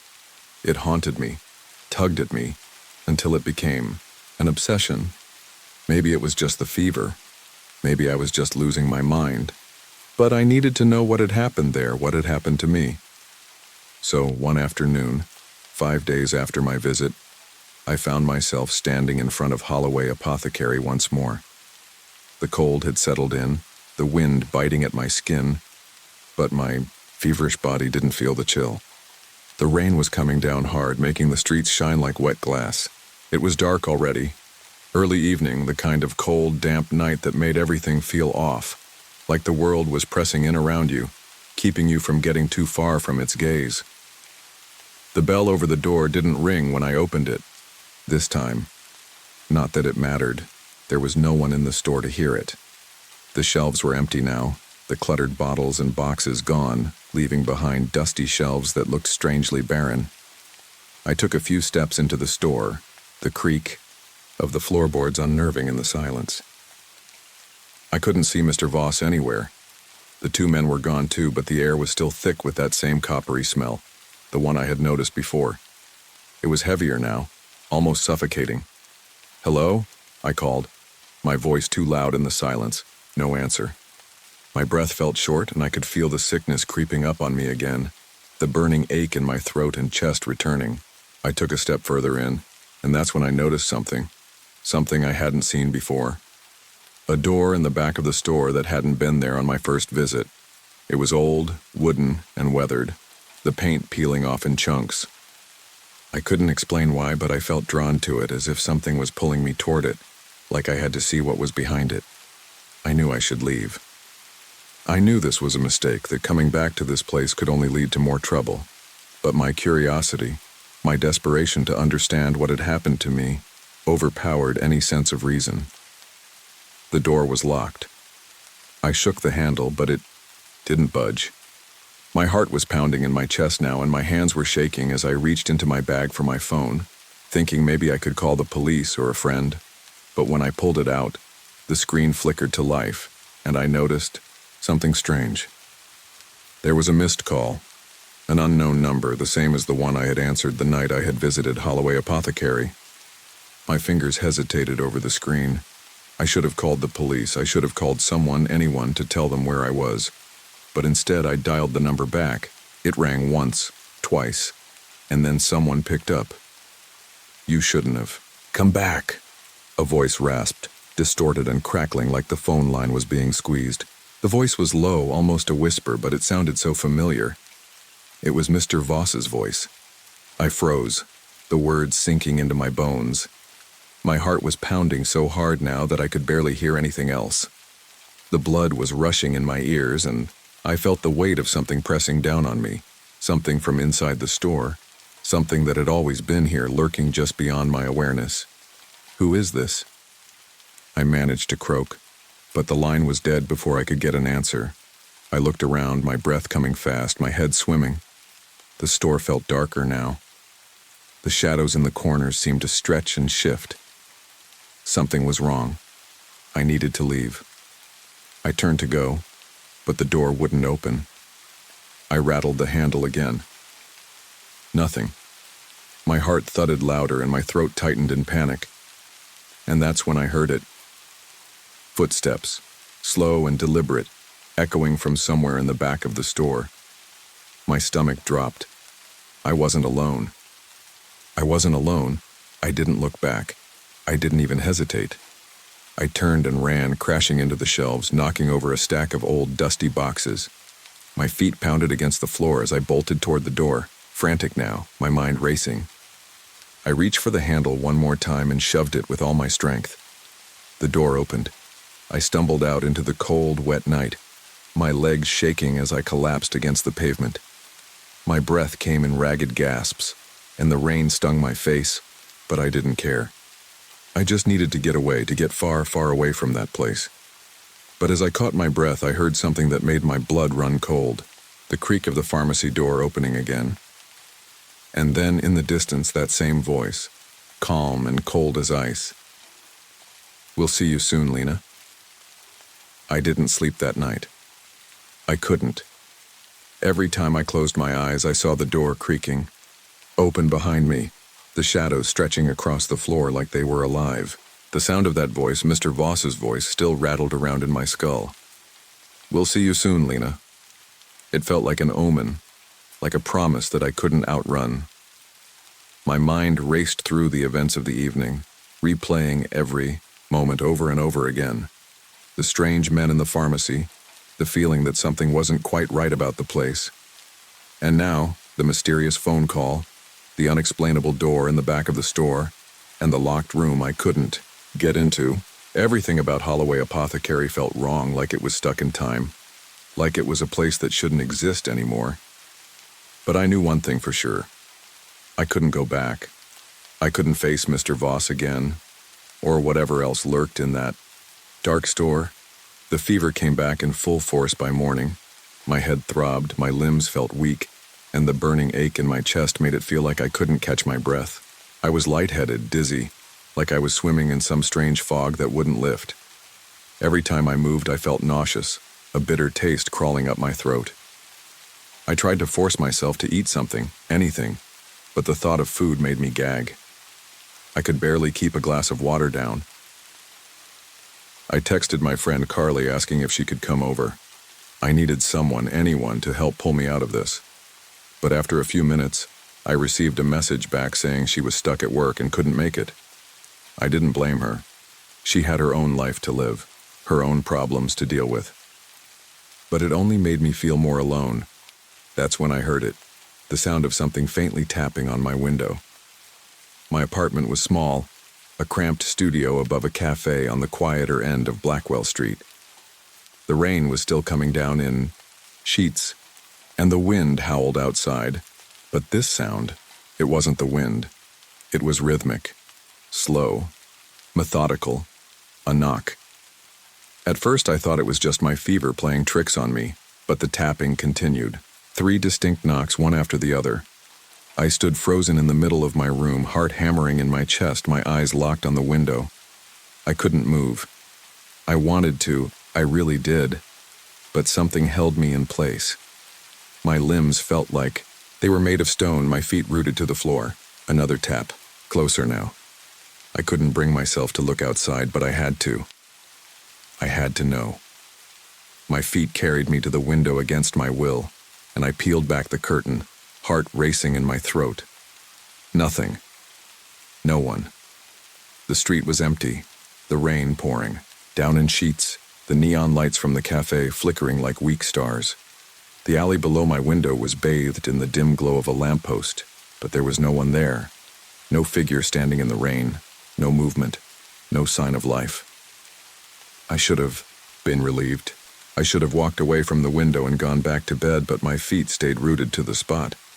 Then I saw it, something small and dark at the base of the window, a piece of paper. I knelt down to pick it up, my fingers trembling as I unfolded. It was a receipt, yellowed and worn, but it was unmistakably from Holloway Apothecary. My throat tightened as I read the words scrawled across it. "You're due for another visit." The paper slipped from my hands and fluttered to the floor. Felt a coldness crawl up my spine. My heart pounded in my chest as the realization set in. This wasn't a coincidence. They had found me. They knew where I lived. My first instinct was to grab my coat, to run, to get out of that apartment and away from whatever this was. But as I stood there, paralyzed by fear, I realized something even worse. I didn't know where to go. There was nowhere safe. Holloway Apothecary was everywhere. It had seeped into my life, its influence bleeding through every crack and crevice. Even now, with the receipt on my floor and the sound of that damn knock still echoing in my ears, I couldn't escape it. I turned and stumbled back to my bed, collapsing onto the sheets, pulling the covers up to my chin, hoping, praying that sleep would take me away from this nightmare. But sleep never came. Instead, my phone buzzed on the nightstand. I grabbed it, hands shaking, and saw the number. Unknown. I swallowed hard, too terrified to answer. But it rang, again, then again. I finally picked it up, holding it to my ear with a hand that felt numb. "Lena." The voice was barely a whisper, but it was unmistakable. It was Mr. Voss. "Are you feeling better?" he asked, his voice syrupy sweet, like he was savoring each word. I didn't answer. "You don't have to be afraid," he said. "We'll take good care of you." The line went dead. I sat there, frozen, the phone still pressed to my ear. I wanted to throw it, to break it, but I couldn't move. My body was betraying me, the fever keeping me pinned to the bed, suffocating me with its weight. That was when I heard it again, the soft tapping, like fingers on glass. It was closer this time, so close I could almost feel it against my skin. I couldn't breathe. The room was closing in on me, the walls pressing down, and I knew that I wasn't alone anymore. It was here. Whatever had followed me from Holloway Apothecary had found its way into my apartment, and it wasn't going to let me go. Was trapped, and worse, I was beginning to realize I had never left the pharmacy at all. The fever didn't let up. If anything, it worsened in the days that followed. It felt like I was drowning in it, my body burning with heat one minute, shivering uncontrollably the next. My muscles ached as though I had been beaten, my joints stiff, and the persistent pressure in my chest made every breath feel like a struggle. But the worst part, The part that gnawed at my sanity was the feeling that I was not alone in my own body. I hadn't told anyone about what had happened at Holloway Apothecary, not even Carly. I didn't want her to think I was losing my mind. But as the days dragged on, I began to question whether I was.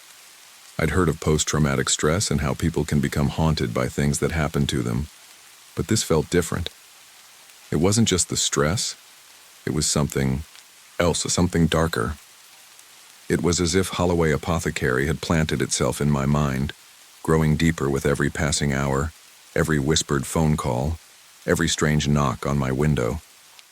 The fever, the one that had returned the night I left the pharmacy, felt unnatural, like it wasn't a normal illness at all. It was as if I was being poisoned slowly, methodically, and I couldn't figure out why. I couldn't get rid of the taste of the medicine Mr. Voss had given me. Every time I swallowed, it was as though the thick, syrupy liquid lingered in the back of my throat. It didn't matter how much water I drank or how many times I brushed my teeth. The taste wouldn't leave. I couldn't stop thinking about the two men who had been in the pharmacy. The ones who never blinked. The ones who stood in corners and stared at me without saying a word.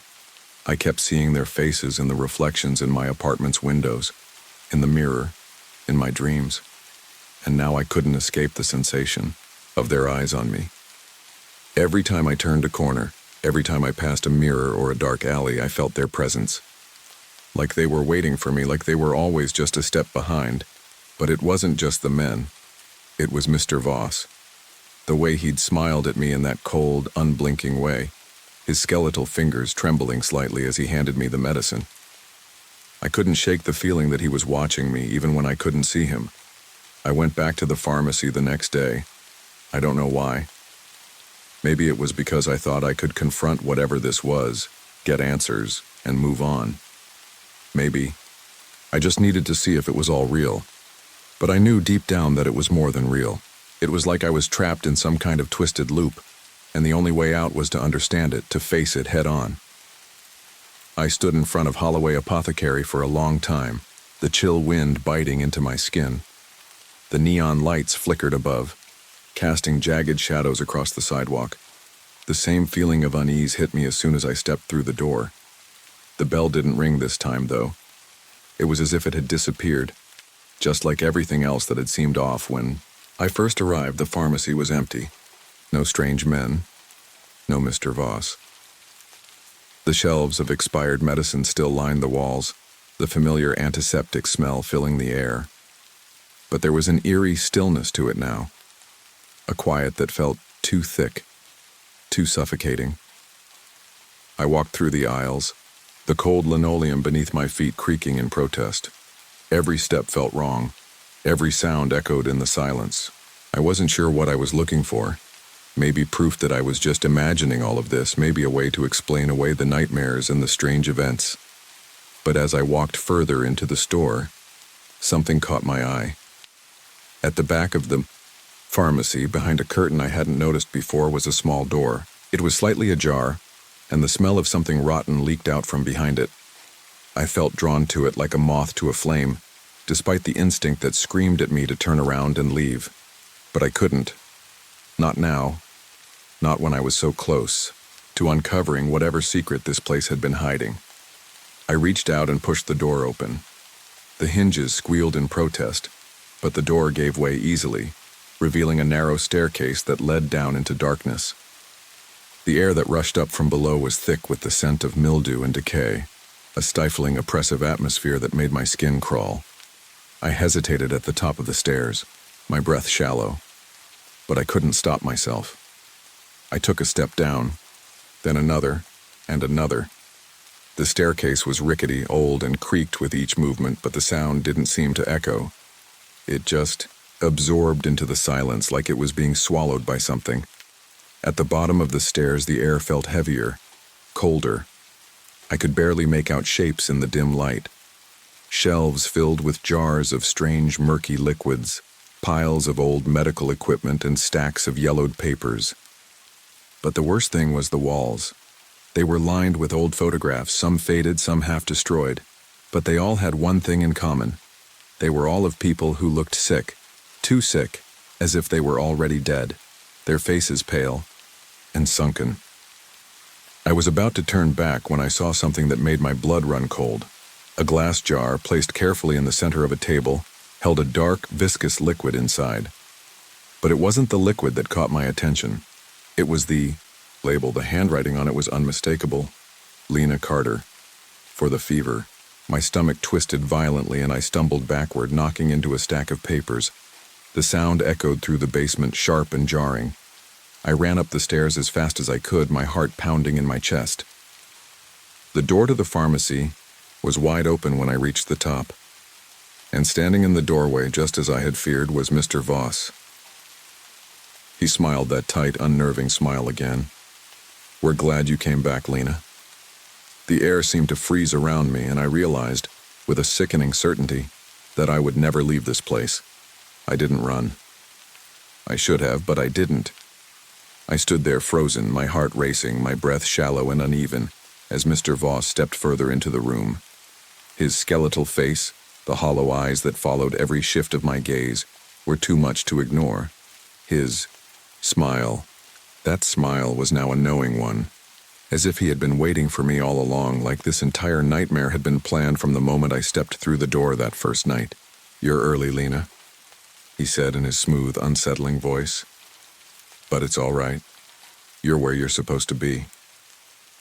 I tried to speak, to scream, but no words came out. My throat had tightened to the point that even the attempt to breathe felt like a struggle. My mind was screaming for escape, but my body refused to comply.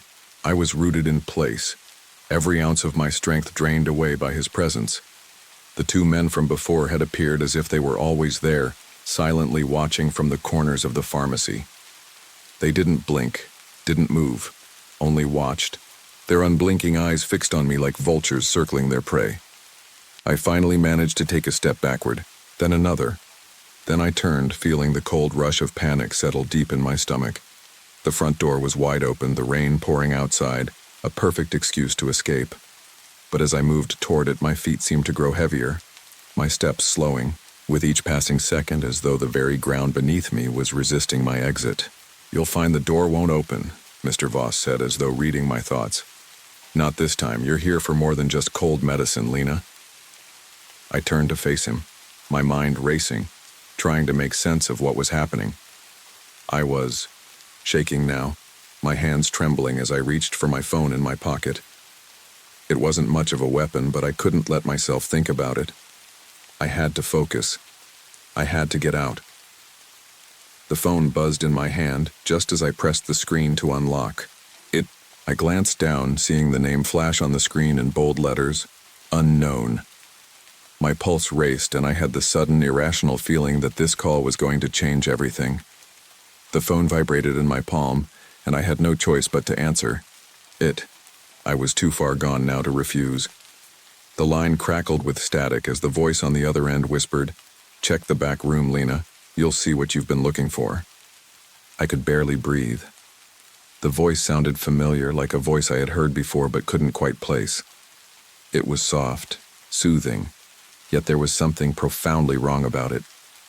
It wasn't the same man from the pharmacy, but I knew it, was tied to this place, this nightmare. It was as if Holloway Apothecary had taken root in my very mind, whispering to me in every corner, in every shadow, in every piece of my waking world. I dropped the phone, the call still ringing in my ears, and turned to face the back room. It was the same door I had passed earlier, the door I had barely noticed until now. And now it seemed to beckon me with an invisible force, as if there was something I needed to see, something I wasn't meant to. I didn't want to. I really didn't. But some primal instinct urged me forward. My legs moved on their own, and I found myself stepping across the cold, tiled floor toward the darkened hallway that led to the back room. The air felt thick, colder, heavier with each step I took. The buzzing overhead lights flickered, casting erratic shadows that seemed to stretch unnaturally long and twist into shapes I couldn't quite define. I pushed open the door. Inside was a room I hadn't seen before. It was small, narrow, with peeling wallpaper and the distinct scent of decay. There was a table in the middle of the room, a solitary light hanging above it. The table was covered in old medical instruments, syringes, needles, glass vials, nothing that should belong in a place like this. But what caught my eye, what made my stomach turn, was the object placed in the center, a jar. Inside the jar was a substance, dark, thick, viscous, the same color as the medicine Mr. Voss had given me. But as I leaned closer, I saw something I hadn't expected. Inside the liquid was a human eye. One that blinked. I stumbled backward, my breath catching in my throat. It was as if everything inside me snapped, my mind finally realizing what my body had already known, that this wasn't just a pharmacy. Holloway Apothecary wasn't just a place where sick people came for remedies. It was a trap. I tried to turn around, but the door slammed shut behind me, the sound reverberating in the small room, sealing me in. I spun, heart racing, only to find Mr. Voss standing there, his figure blocking the door. His lips curled into that same sickening smile. "You've been a good patient, Lena," he said softly. "But now it's time to complete the prescription." I reached for the door, my hands trembling, but it wouldn't budge. The walls seemed to close in around me, and the air felt thick and suffocating. Panic rose in my chest, and I pressed my palm against the cool surface of the door, begging for it to open. But nothing happened. Then I heard it, the sound of something wet, dragging across the floor behind me. I didn't want to look, but I couldn't stop myself.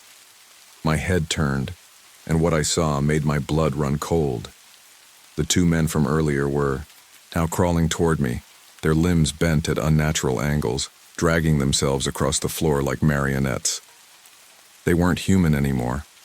Their bodies had distorted, twisted by whatever foul things had been done in this place.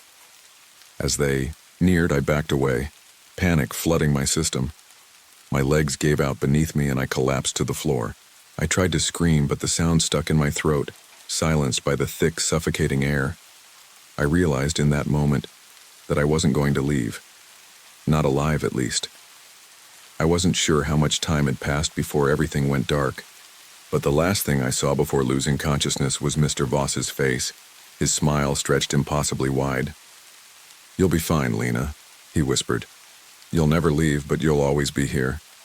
I woke up in the same room, my body stiff and cold. I wasn't sure if it was morning or if it was even the same day.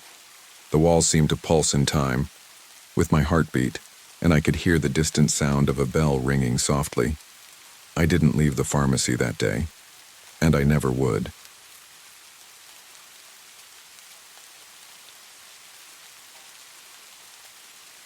When I moved into Unit 3B of the Breckenridge Apartments, I didn't think much of the place.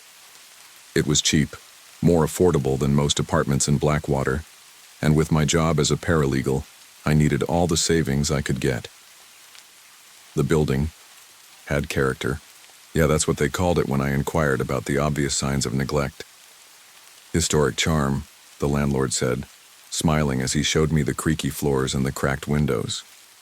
The kind of smile that made you feel like you should thank them for renting the place to you. The hallways were dim, the paint peeling in places like old wounds, but there was something oddly comforting about it, as if time had wrapped itself around the place like an old blanket, keeping it in its own little world. The third floor especially, that smell of damp carpet and something faintly metallic grew stronger the closer I got to 3B, but I shrugged it off. The place had character, right? I moved in on Halloween night, carrying boxes into the apartment as the wind howled outside. I didn't think much of the sound that night. The wind, the creaking of the building. After all, it was October, and Blackwater was known for its odd weather. But as I settled in, something about the place felt off. It was hard to pinpoint at first. Maybe it was the flickering hallway lights that buzzed like they were going to give out any second. Or maybe it was the way the shadows in the hallway seemed to stretch just a little too long. Something felt wrong. I attributed it to the stress of moving in, lack of sleep, unfamiliar surroundings. But as I locked the door to 3B behind me, I couldn't shake the feeling that something wasn't right. The apartment itself was small, but the layout was perfect for me. The living room was cluttered with old furniture from my previous apartment, and the small kitchen had just enough counter space to make coffee and microwave dinners.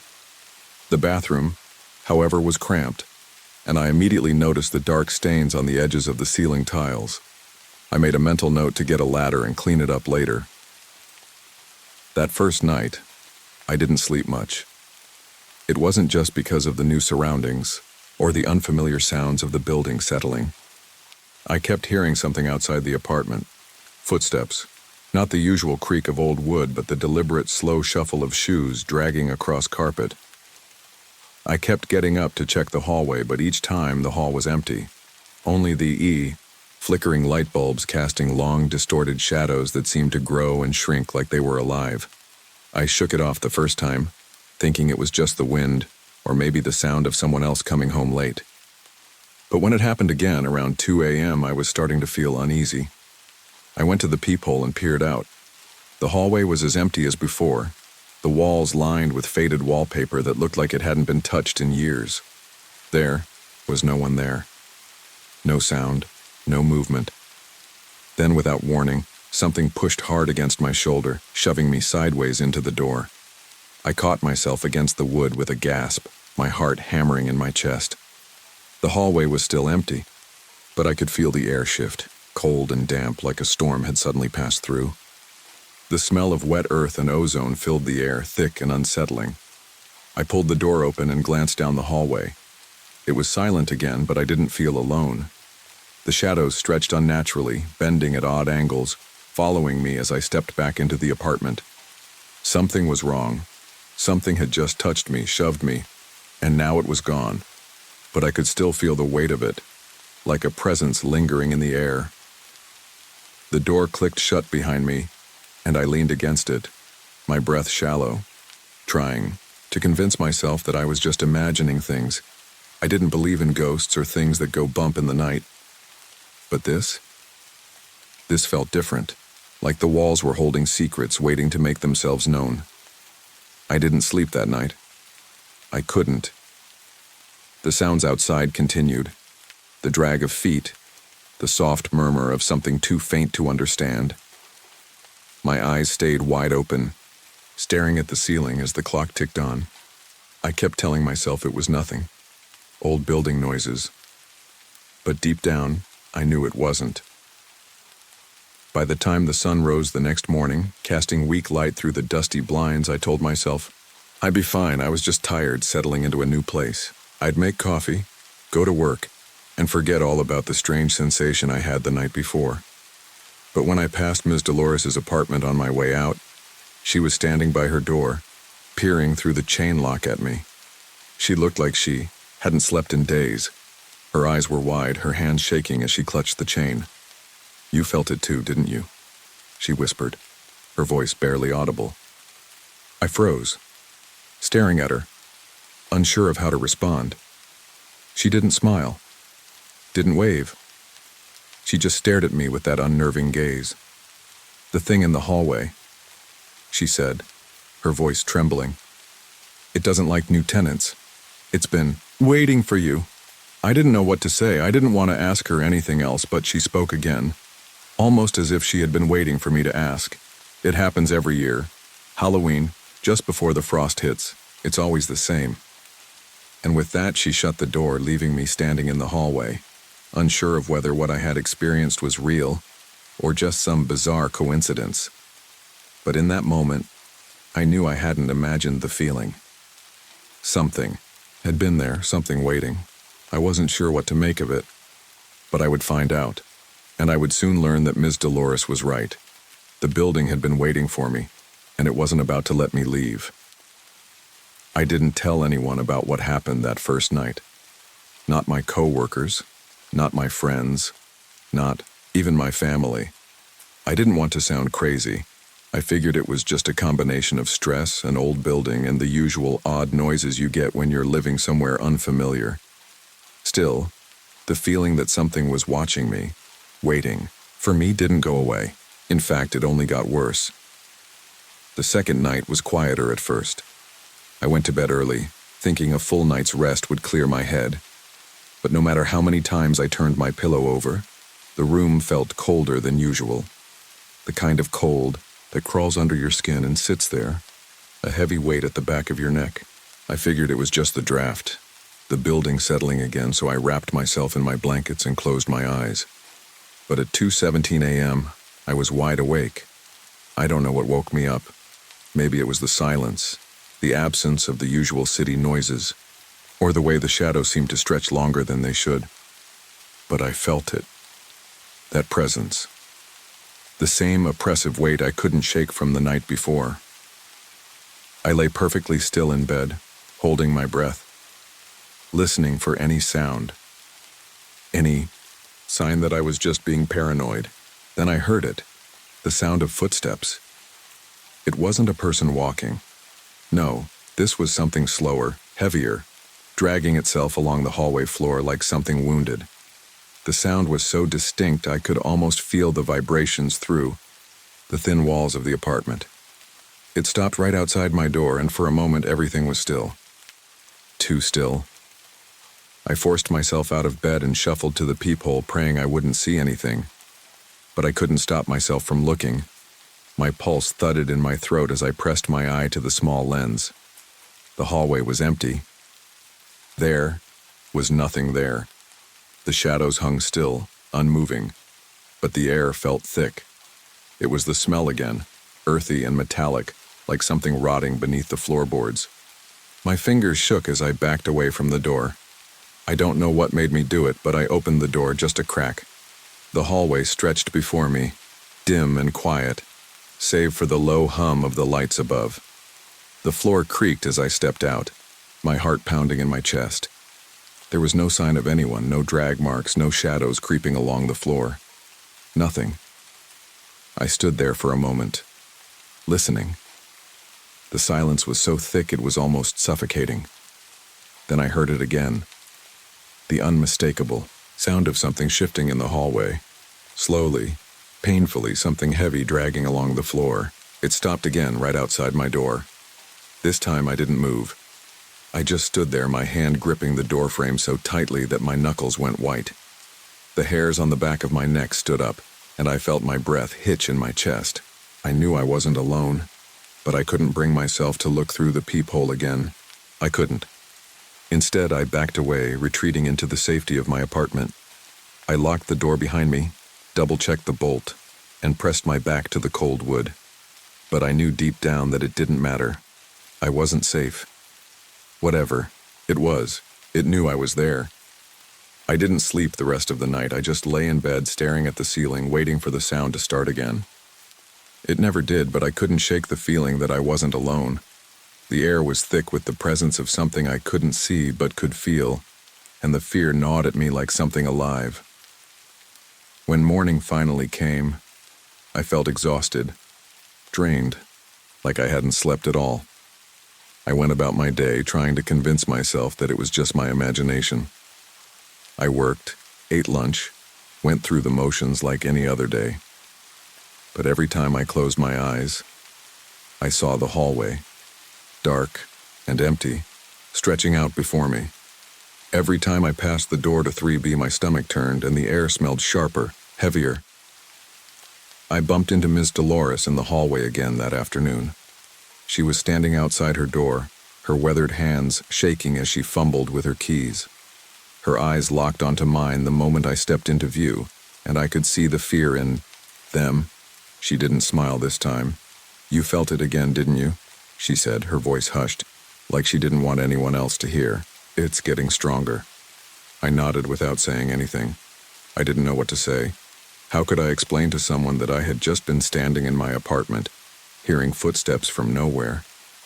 That I had been in the hallway and felt like I was being watched, like something was just waiting for me to make a wrong move. She glanced down the hall, her eyes darting nervously. "It doesn't like new tenants and it's hungry." I didn't want to hear it. I didn't want to know what she meant, but I couldn't help myself. "What do you mean? What's hungry?" She took a slow, deliberate step closer to me, her voice dropping to a whisper. "It's been waiting for someone like you, someone who doesn't know the rules." She paused, as if weighing something in her mind. "You'll start seeing things, Feeling things. It makes you want to leave, but it won't let you. I shook my head, trying to laugh it off, but the cold knot in my stomach only tightened. I had never seen Ms. Dolores like this, shaken, almost frightened, and the way she spoke, like she knew exactly what was going to happen, made me feel even more uneasy. Before I could say anything, she turned and unlocked her door with trembling hands. She glanced back over her shoulder, her eyes wide. "You should leave while you still can, Daniel, before it gets worse." I didn't have the heart to argue with her. Part of me knew she was right. Whatever was in that hallway wasn't going to let me leave. Not without a price. As I turned back to my apartment, the smell of damp earth and something darker filled the air again. This time I didn't dare open the door. The days blurred together in the aftermath of that conversation with Ms. Dolores. It had been a week since I'd moved into Unit 3B, and the strangeness that had been creeping in every night was no longer a subtle thing. It was full-blown in my face, demanding my attention. It wasn't just the footsteps anymore. It wasn't just the flickering lights or the sick, cold pressure in the air. It was everything.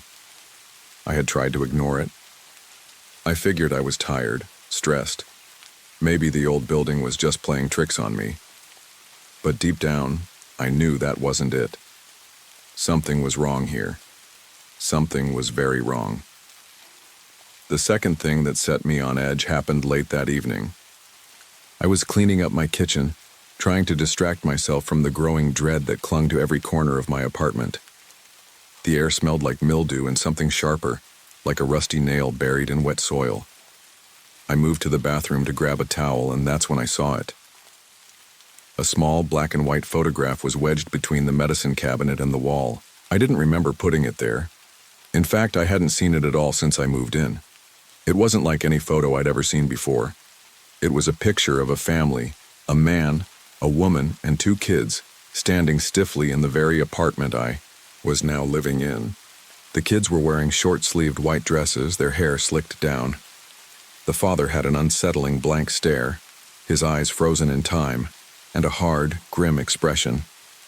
The mother had a soft smile that seemed forced, as though she was trying to hold something in. There was no date, no markings, just their names. But what struck me was the father. His face had been scratched out like someone had taken a knife or a sharp object and slashed it until it was nothing but a jagged blur.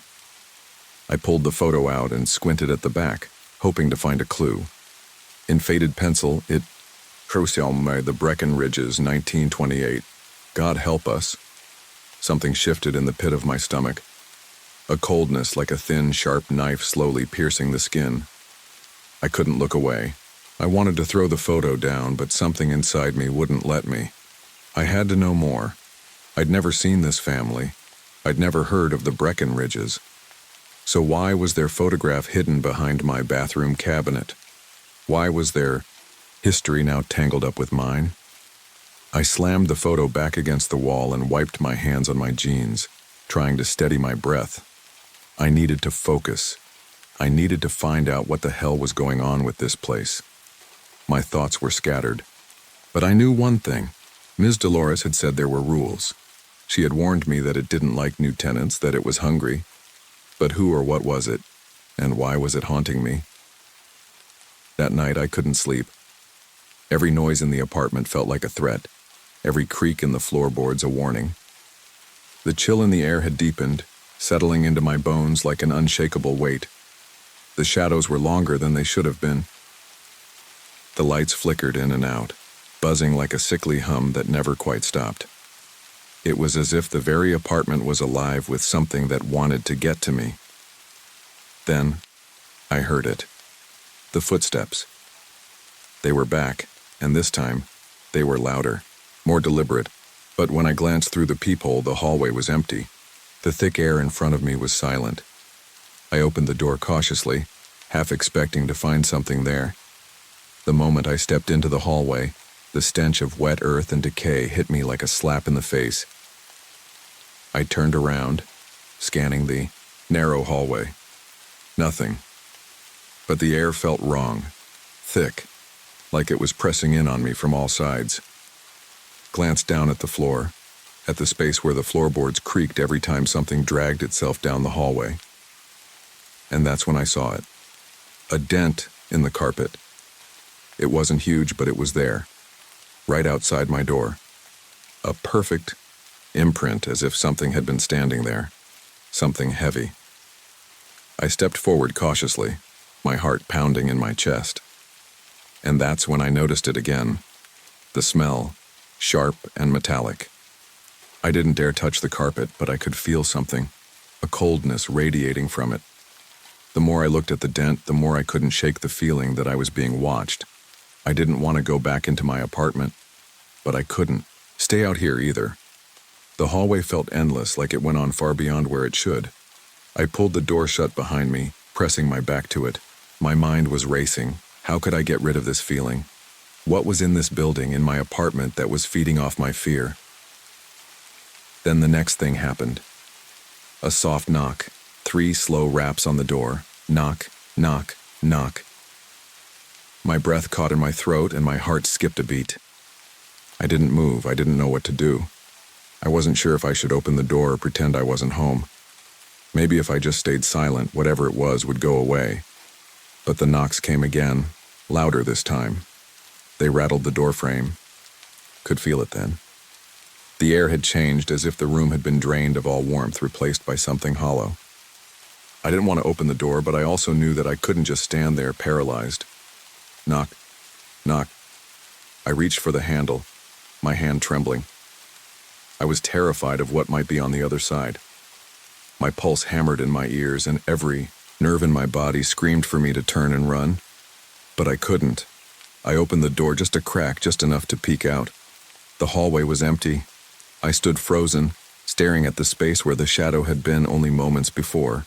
The door opened slightly wider, and the air felt thicker now, like it was closing in on me, pushing me back into the apartment. That's when I saw it. The faintest outline of something moving. A figure. A shadow. And I heard it. A whisper. Barely audible, it came from behind me. "You're too late." I slammed the door shut, my heart hammering in my chest. I locked it, double-checked the bolt, and backed away. There was no mistaking it now. Whatever was in this place, it wasn't going to stop until it had me. I had spent the better part of the last few days in a fog. Every corner of the apartment, every step I took down the hallway felt more like an act of survival than a simple walk through my home. I couldn't shake the feeling that I was being watched, tracked. Even the hum of the fridge and the low buzz of the light fixtures seemed to be part of something larger, some quiet, omnipresent thing that never left me alone. It had been building, like the pressure before a storm. On the night of November 11th, the storm hit. A gale swept through Blackwater, roaring through the streets, slamming against buildings, and rattling windows. The wind screeched like a living thing, and the entire city seemed to hold its breath, waiting for the next gust to break free. I had been home, trying to ignore the growing sense of dread that had clung to me since that first night. But as the wind howled outside, I couldn't shake the feeling that something had shifted. The storm felt different. It wasn't just a typical weather event. There was a heaviness in the air, a warning. The lights flickered again. This time, they didn't just buzz. They died completely, leaving me in complete darkness. I froze, disoriented by the sudden loss of light. The storm outside seemed to grow louder, its violent winds pressing against the walls, threatening to tear the old building apart. I fumbled around for my phone, but before I could turn on the flashlight, I saw something that made my blood freeze. A flash of light, bright against the dark, illuminated the room for a split second. The lightning outside had struck again, casting an eerie, stark glow across the apartment. But what caught my eye wasn't the lightning itself. It was the figure. A silhouette standing outside the window on the third-floor balcony. At first I thought it was a trick of the light, a flash of lightning playing with my perception. But as my eyes adjusted, I could see him more clearly. A man. He was standing there, as if he'd appeared from thin air.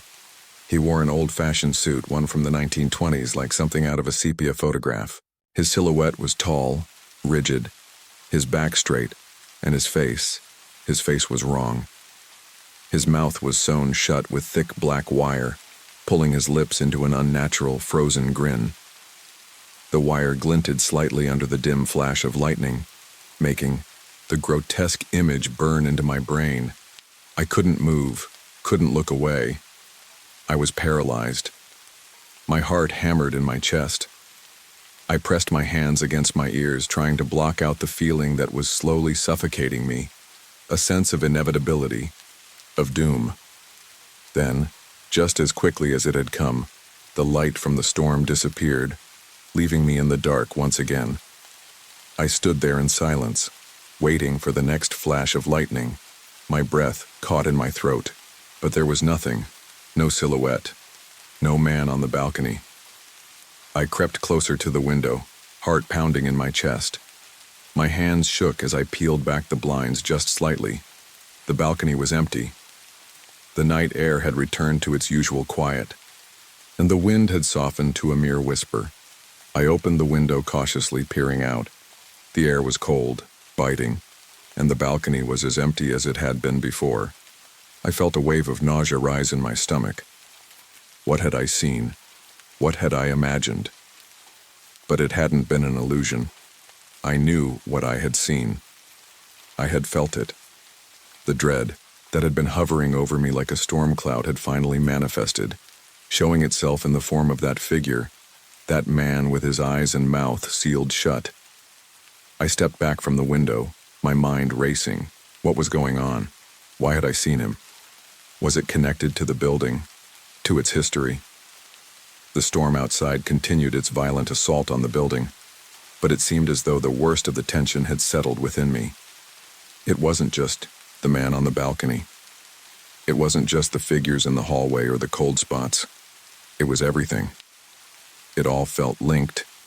The shadows, the noises, the sensation that the building was not just a structure but an entity in itself. Breathing, waiting. It was all leading to something. But what? I tried to shake off the panic that was beginning to rise again, but I couldn't ignore it. Something was waiting for me. Something that wasn't finished with me yet. And as the storm raged outside, I felt more and more like I was in the eye of it, caught in the middle of something far darker than I could ever have imagined. The night wore on, but I couldn't sleep.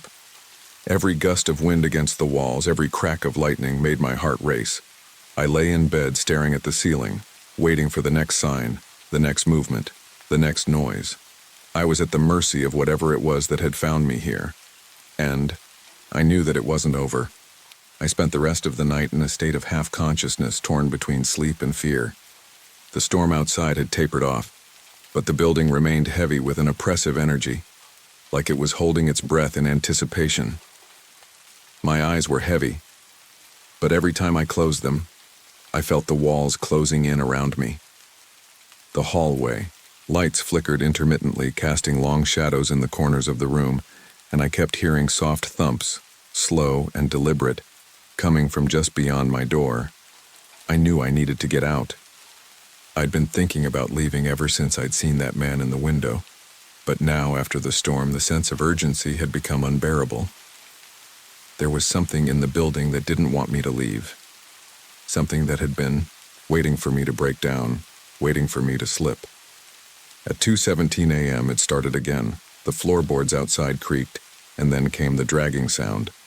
It was familiar now, a noise I'd heard every night at this hour. But tonight it felt different, deeper. The thing dragging itself down the hallway was closer, its weight pressing harder against the building with each drag. I stood up, frozen, holding my breath, and waited for the inevitable knock on my door. It didn't come. Instead, the dragging sound stopped directly outside my apartment. I could hear it now, breathing. Shallow, labored, like something struggling to keep its composure. I reached for my phone, my hands trembling. The screen was blank, but as I tapped the power button, a message popped up on the screen. "The door is open, Daniel." I nearly dropped the phone. My heart hammered in my chest, and for a moment, I considered pretending it hadn't happened. Maybe I was just imagining things. Maybe the stress of everything had finally caught up to me. But I knew that wasn't true. This was real. It was happening. A faint rattle came from the door handle. I rushed to my feet, stumbling over the carpet. My first instinct was to lock the door, but I knew it wouldn't matter. The thing outside was already here. It had been here long before I had. I moved toward the window but stopped when I heard a sharp crack. It wasn't the wind. It wasn't the storm. It was something much closer. The elevator shaft. In an instant, I knew. I knew what I had to do. The elevator had always been a strange thing. A relic from the building's past, it had always operated erratically, stopping at random floors. But now it felt like a gateway, a way out. I didn't care if it was a trap. I couldn't stay in that apartment any longer. I rushed out of the apartment, my heart racing as I made my way down the hall. The lights flickered, dimmed, and then went completely black again, as if the building itself was trying to swallow me whole. I felt the walls press in on me, the shadows in the corners thickening like a wet fog. I reached the elevator door. The brass handle was cold to the touch, and as I opened it, I saw the flicker of the old-fashioned dial inside. I stepped inside, the air thick with dust, and pressed the button for the ground floor. For a moment, nothing happened. The elevator hummed quietly, then jerked, its old mechanics creaking with effort. But then it started moving, slowly, deliberately, as if it knew exactly where I was headed. The sound of the cables groaning under the weight was almost deafening, but I couldn't tear my eyes away from the door. The corridor outside was now utterly silent. Too silent. The elevator stopped suddenly. I stared at the number 3 above the door, the light blinking erratically. I swallowed hard, my stomach churning. This wasn't the ground floor. The elevator hadn't moved, but I didn't have time to think. The door to the elevator opened by itself, and I stepped out, my knees threatening to buckle under me. I was standing in the same hallway I had just left, Unit 3B. The door to my apartment was open. There was no longer any pretense of a living space. The walls had changed. They were cracked, damp, and covered in old bloodstains. The air was thick with the smell of decay. The faint scratching noise returned. This time, it was coming from inside my apartment. My hand shot out to grab the doorframe, but I couldn't force myself to go inside. A voice, low and muffled, whispered from within. "Daniel, you're home." I stepped back. The elevator had brought me back here. The apartment was no longer mine, not in any real way. The walls, the floors, even the shadows, they were all part of something much older, something waiting for me. I tried to run. I tried to turn back, but the hallway behind me had vanished. The apartment was all that remained. My apartment, but it wasn't. It hadn't been for a long time. I didn't make it far before the door slammed shut behind me. The shadows closed in. The lights flickered one final time, and then everything was still. And I knew then that I was part of the building now. The thing that had waited, that had followed, had found me. It had been calling for me all along. I wasn't just a tenant. I was the next piece of the puzzle, and it would feed on me, just as it had fed on all the others.